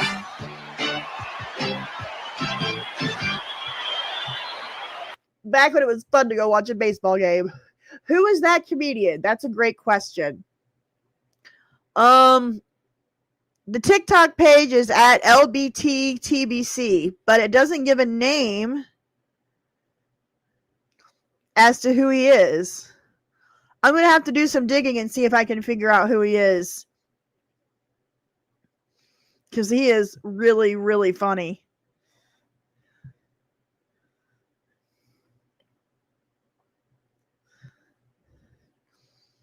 All right. Now, I have a thing for videos of bands before they got famous. And this is Guns N' Roses before they released Appetite for Destruction. Now, I did not know that they actually wrote this song before Appetite, but they did because this video is from, I think, 85.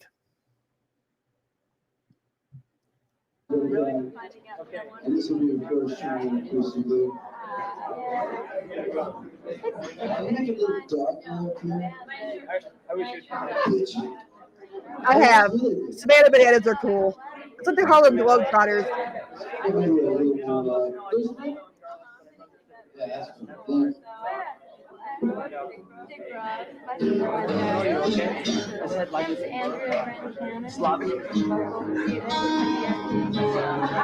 Now notice that the crowd completely disinterested. So yeah, this is 2 years before Appetite.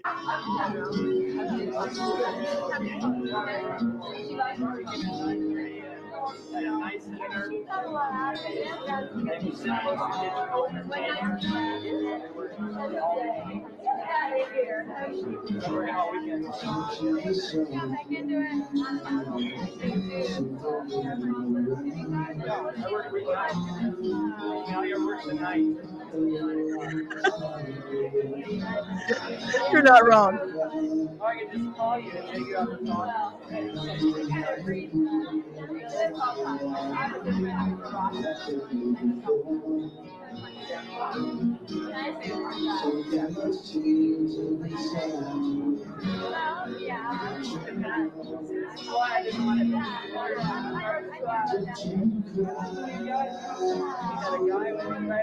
Yeah, everybody's talking, nobody's listening.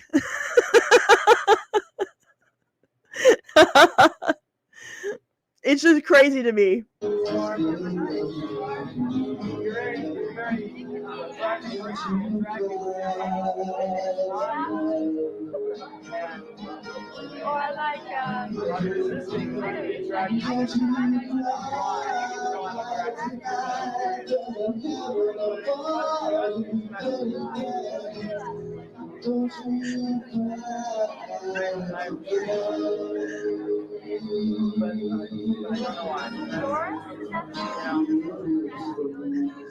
Isn't this nuts?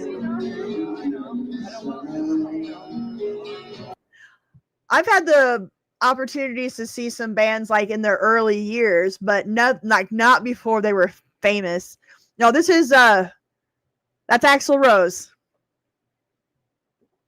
Yeah, I mean that happens, you know. I mean, if you're an unknown band, I'm going to show you some more videos. I got some more videos like this, but I have one of Nirvana as well. But yeah, I've never had the opportunity to see a band like before they get super famous. I don't know what to say. I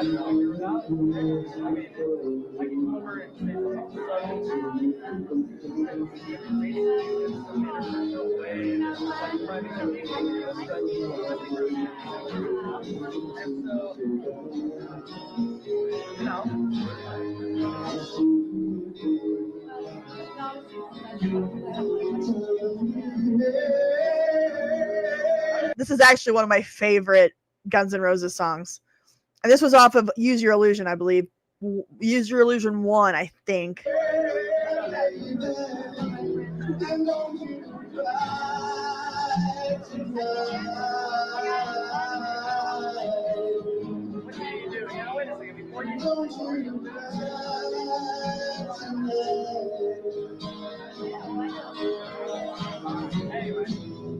Don't you cry tonight, there's a heaven above you, baby.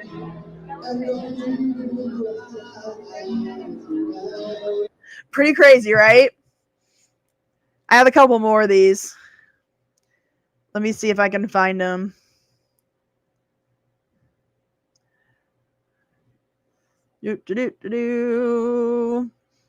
Oh, real quick, we'll watch the Han Solo audition of Kurt Russell and Harrison Ford, and then I'll get to the other band videos.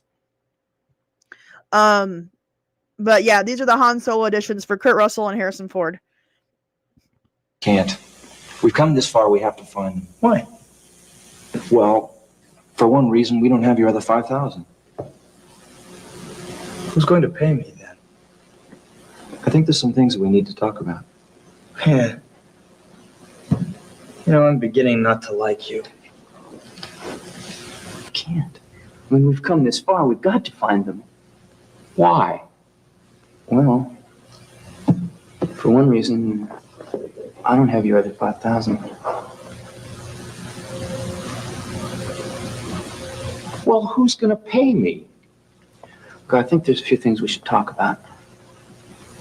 I'm beginning not to like you. How much do you Yeah, that was Guns N' Roses when they had a different drummer. I can't remember what his name was, but it was before Steven Adler.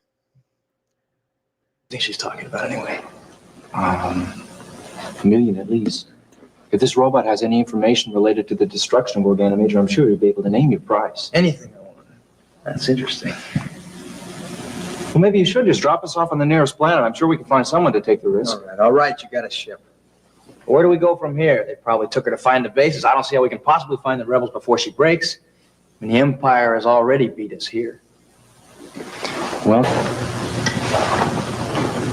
how much do you think she's talking about? $1 million at least? If this robot has information about the destruction of Organa Major, you'd be able to name the reward. Anything? I'm not sure who's playing Luke. In the Kurt Russell one, I thought at first that it was William Catt, but I don't think it is. They don't tell you who's playing the Luke parts. Now this begins to interest me. Maybe you should just drop us off. I'm sure we can find someone willing to take the risk. All right. Okay. You got a ship. But where do we go from here? Well, they probably took her to find the hidden bases. How are we going to get to the rebels before she breaks? The Empire beat us here. Yeah, it might just be producers. That's a possibility. Since they didn't tell us who it was. But yeah. Okay, let's go to the oh, here we go. Now, some of these are not necessarily 80s and 90s. This is MGMT playing kids in, I think, 2002, 2003, maybe. I'm not sure. But it's they're in a college quad in front of 25 people. This is the cool thing about everybody having video cameras and things like that. Is like you can start to capture stuff before they were famous like this more regularly. Yep, Zoe's a Nepo grandbaby. Yeah, did you ever get to see Roxy Roker? Was she a room mother at your school? Gemini Gypsy, you went with high school with Adam Lambert? Wow. Wow. Lenny went to high school at Beverly Hills High with several celebrities, including Slash, Nicolas Cage, and Gina Gershon. Wow. I know that there's little enclaves of schools in LA where everybody went to school together, obviously, when they were celebrities' kids. That's pretty crazy.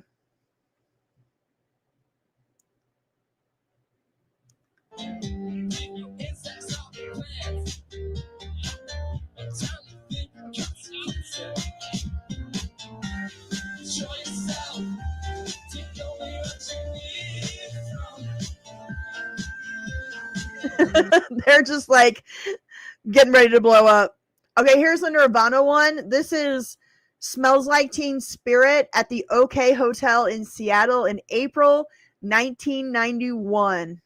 This is literally weeks before they became the biggest band in the world. Hold on. It's really weird to hear the opening riff and not hear the crowd go nuts.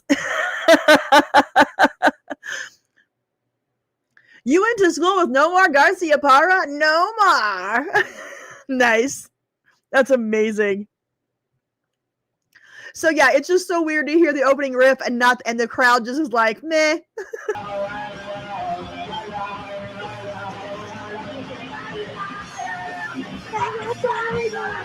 Here we are now. Entertain us. I remember where I was the first time I heard this song. I was in the car with my friend Julie. She had just gotten her car. She had just turned 16. She was a little bit older than me. And we were in, it had to be late 91. So I think this song hit like October, November. It was around my birthday. It was around my 14th birthday. And we were in her little Chevy Nova. We're listening to the radio. And all of a sudden, the new song, new band, Nirvana. And we hear that opening riff, and we just looked at each other like, what is this? We were floored. Yeah, different lyrics as well. Yeah.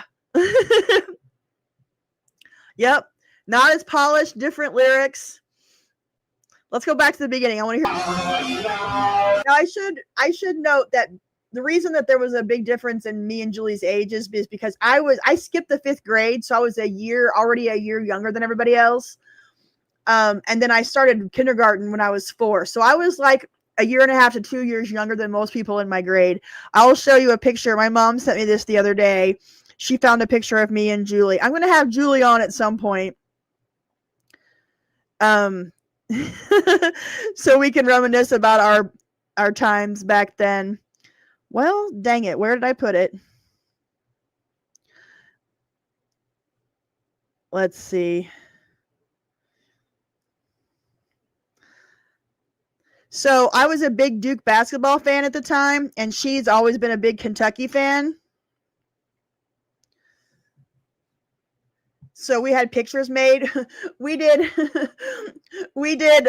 glamour shots in our hometown, and they're just for fun, like ironically, because that's what you did in high school. But we also had pictures made of us wearing our Duke and Kentucky sweatshirts because it was right after the Duke and Kentucky.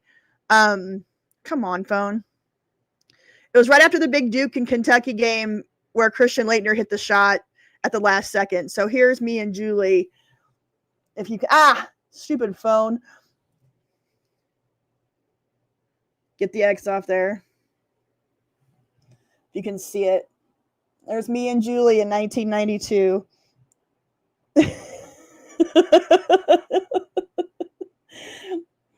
No, I'm 47 as well. Woo.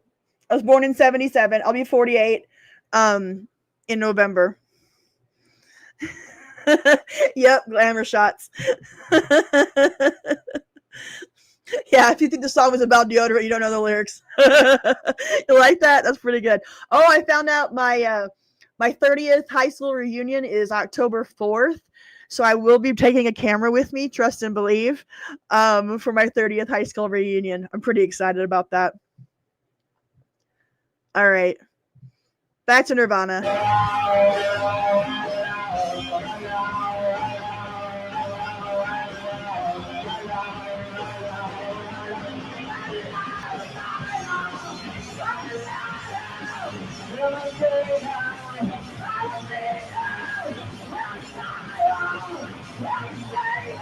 It is raw.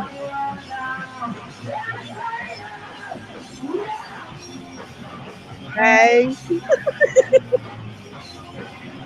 Hey. Early 2000s when I was in college. Just listening to an indie band in a small space. Yeah, I'll get an Android. I was actually thinking about when it's time to get a new phone. I was actually thinking about dumping the smartphone and just having an old school flip phone.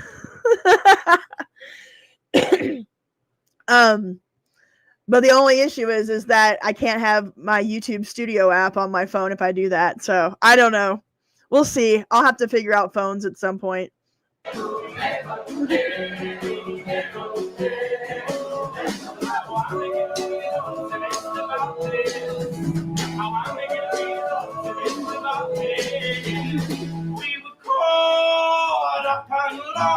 I might do that. Your heart, the sun it rises slowly as you walk away from all the fears and all the faults you've left behind. The harvest left no food for you to eat. You cannibal, you meat eater, you see. But I have seen the same. I know the shame in your defeat. I'm actually really impressed with how good they sound so early on, and live, and like Mumford and Sons. Oh, I love Mumford and Sons. Oh, like their early stuff, I really love. I'm a big fan of bluegrass and banjos, so they have a lot of bluegrass influence on what they do. This is Mumford and Sons. And I I won't let you choke on the noose around your neck. And I'll my strength and blame. I will change my ways. I'll know my name as it's cold again.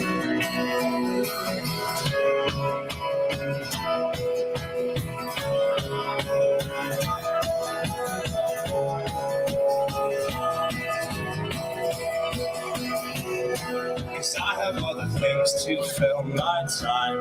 You take what is yours and I'll take mine. Now let me have the truth which will refresh my broken mind. So tie me to a post and all my hips. I can see it. Like, this is the kind of music that I loved. Like, because I followed Dave Matthews around for a couple of summers. Was really into Dave, and then got into Mumford and Sons. Like, this was definitely in the 2000s. This in the early 2010s. This was like my kind of music.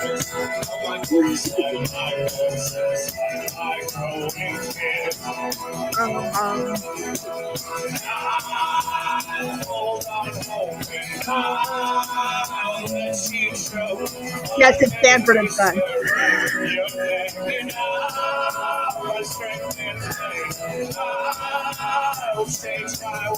You're welcome.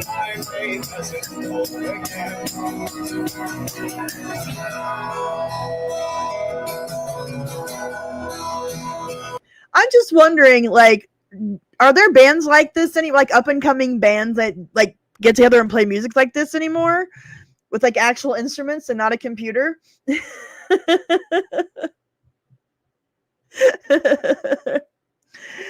The last band that you'd say you love is the White Stripes. That's fair. I can't think of any. I'm trying to think of the last band that I was just like, oh, I guess Mumford and Sons would probably be the last band that I was like, I want to listen to them. I can't think of any other bands. And like everybody that tours nowadays, all the big shows, because Ticketmaster has ruined live music, but like all the big tours are bands from 20, 30, 40 years ago. Yeah, they really don't exist in the mainstream anymore, and that makes me sad.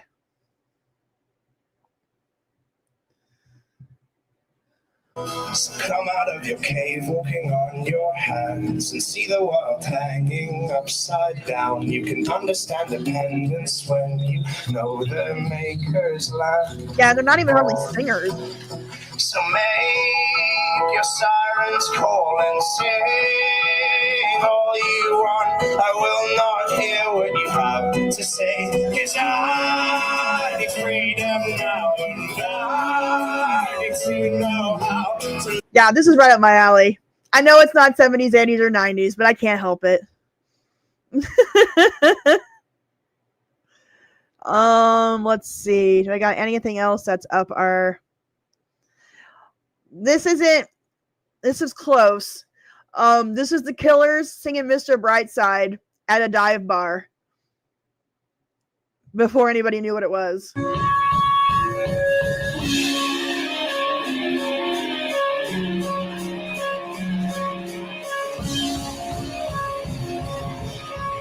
Everybody's just standing there.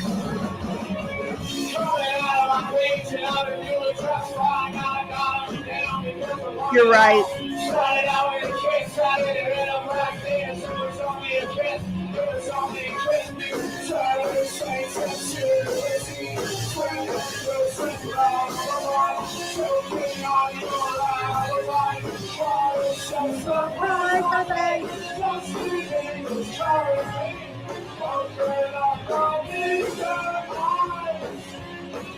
Oh, Mr. Brightside. Good times.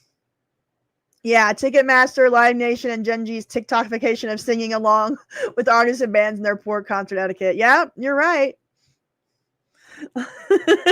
You're right. Here is Radiohead performing Creep on Late Night with Conan O'Brien in 1993. This was their first live performance ever, and it was on Conan O'Brien. I wish I was special. Oh, God.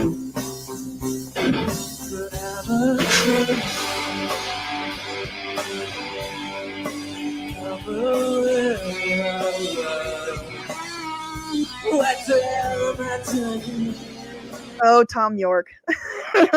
Now, I will say that I had OK Computer on cassette, and and then I eventually bought it on CD. I have it on CD now, but I played OK Computer on a loop in my car for a good solid year.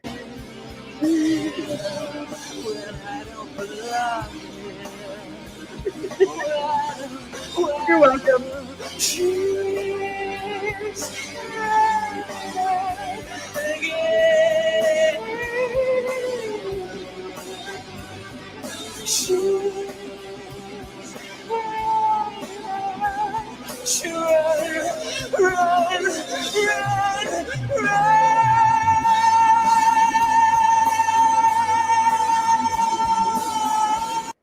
Oh, just wish we had the whole thing, right? All right. So that was a thread of bands before they were famous. Pretty great. The Benz is great too. Yeah.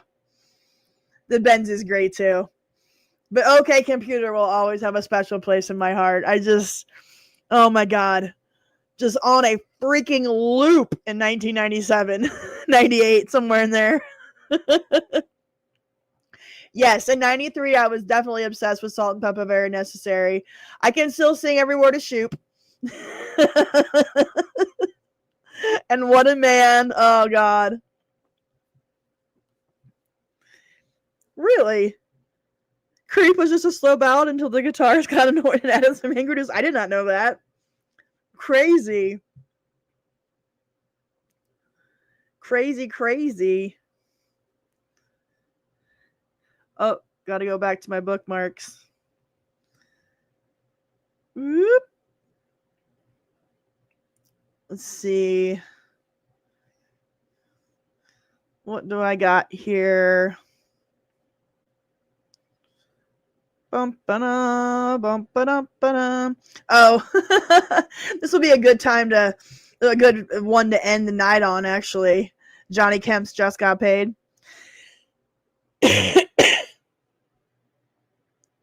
Oh, this was a pretty good video. I think you guys will like this. Top 10, hold on. Top 10 things only Gen X knows the taste of. Let's check it out. The top 10 things that only Gen X would know the taste of, and I will apologize in advance for number 2.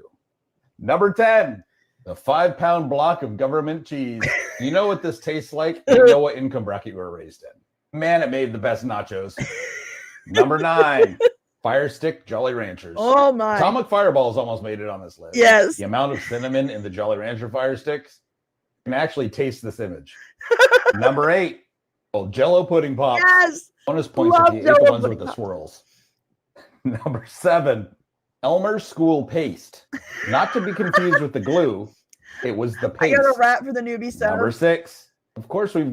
Not tonight, but in the future, I'll rap for the newbie subs again. Oh, Tang, love me some Tang. Got Tang. This was not just for the astronauts. Number 5, this one has multiple options. Of course, we've got Fun Dip. Yes. Well, we had the Lick-a-Sticks that tasted like chalk. We had the 3 flavors of chalk Lick-a-Made. sticks. So first we'd lick the Lick-a-Stick, then dip it in the Lick-a-Made.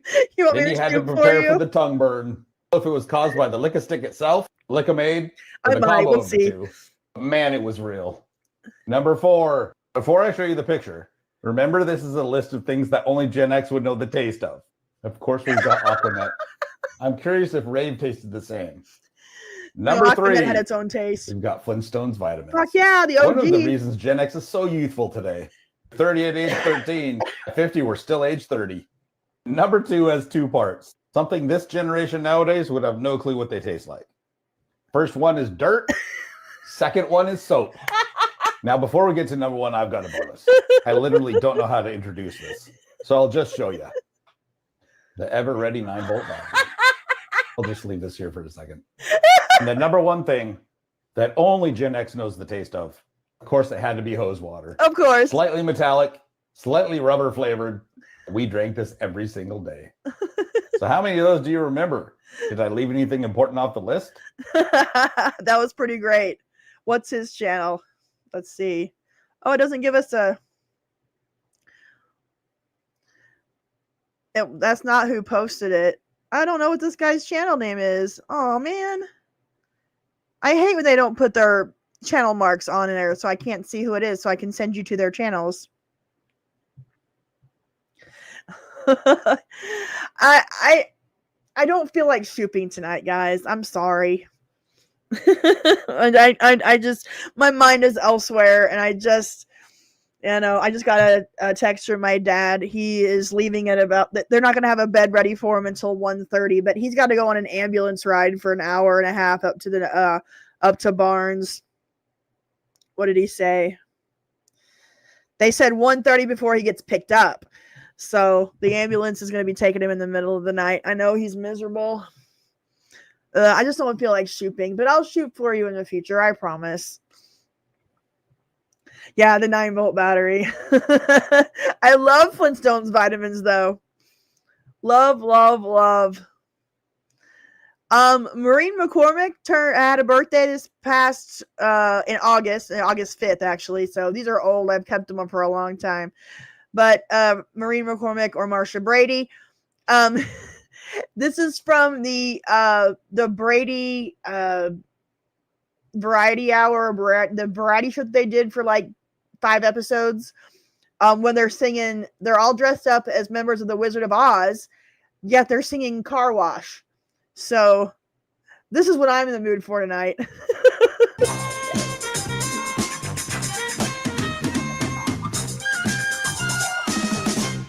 You might not ever get rich.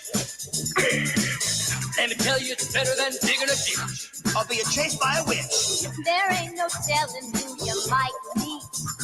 A movie star, maybe even a Indian chick. Working at the car wash.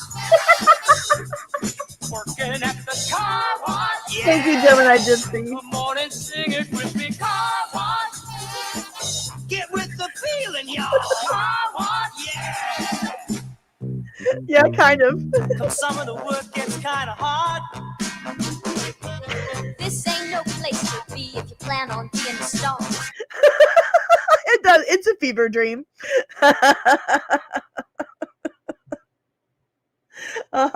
Yeah, 1:30. We're not going to pick him up till 1:30. My favorite gum in the 90s? Oh, I don't really remember having a favorite gum in the 90s. I mean, I always loved Juicy Fruit and Big Red, which was very 80s.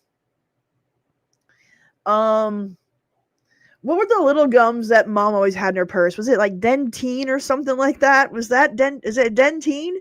I loved those when I was little. The little bitty gums. My mom would always have a package in her purse. Yeah, someone did the slip to LSD.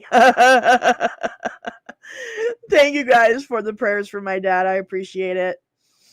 Nope, they don't make stuff like this anymore. Trident. Dentine. Dentine had to be something else. Trident, thank you. My brain's not working proper. But yeah, I love Big Red and Juicy Fruit. Yeah, I'm in the mood for really trippy, weird stuff.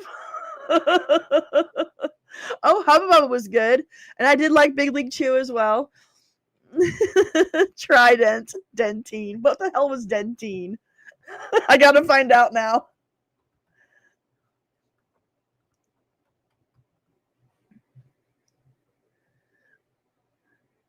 Okay, yeah, they did have Dentine gum. Okay, so I'm not totally crazy. But Trident was what I was thinking about. Yeah, I wonder how many lines they did before they did this sketch. Let me tell you, it's always cool. And the boss don't mind sometimes if you act a fool at the... Is that Whip Torn? The car wash, yeah. Come on and sing it with the car wash. Get with the feeling. Okay, enough of that.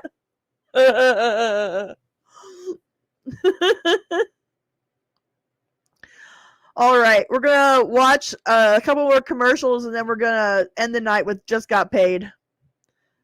I can't believe I've done almost 4 hours. I didn't think I'd make it that long. Did not think I'd make it that long. This is a pizza. This is a toaster. Not a good fit. This is Toaster Breaks from Hot Pockets. Toaster Breaks pizza, toast up hot and crispy with real mozzarella, zesty sauce, pepperoni or sausage. Want pizza from your toaster? Try Toaster Breaks. You love pasta but hate the splashing, scalding mess? Pat Murphy Stark to the Invention Channel for the better pasta pot, the pot with the holes on top. Pour out the liquid right through the lid. It's a built-in colander with a non-stick surface that holds a full 8 quarts. That's 33% bigger. The patented handles automatically lock on. I Just lift remember and this drain. commercial. It works perfect for potatoes. Have a clam bake. There's smaller holes for angel hair pasta. Brown meat and drain the grease with delicious meat sauce. Shopping for clothes used to be a nightmare. There was hardly any selection, and the clothes never fit. But last night, I had a dream. I went shopping in my bedroom. What a selection! Everything in my size, and all at great prices. Then I realized I wasn't dreaming. I was shopping in the Lane Bryant catalog. Contemporary styles, a wide selection of designs, sizes, and colors. I remember Lane Bryant.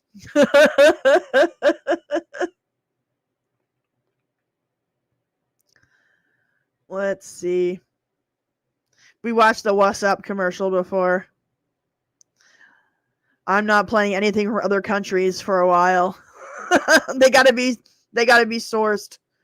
Or, vetted, I mean. They gotta be vetted.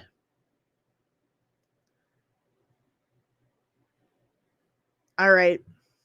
Here's Matt LeBlanc in a 1990 Coca-Cola commercial.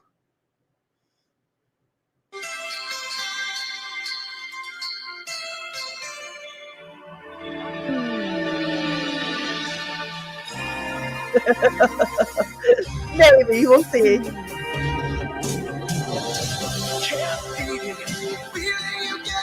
I'm not opposed to it.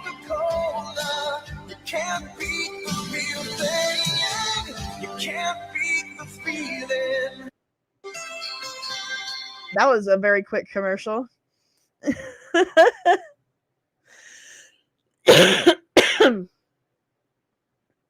All right.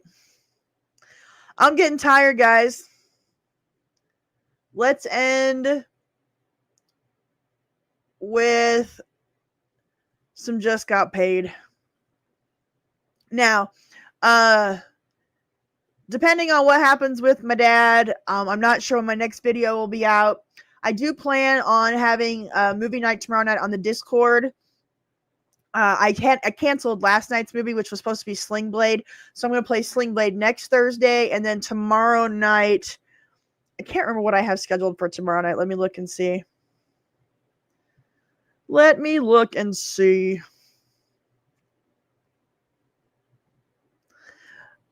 Spies Like Us. I got Spies Like Us scheduled for tomorrow night. So hopefully I can get that done. And then my new video about the best of Boners to Bone will hopefully be out soon.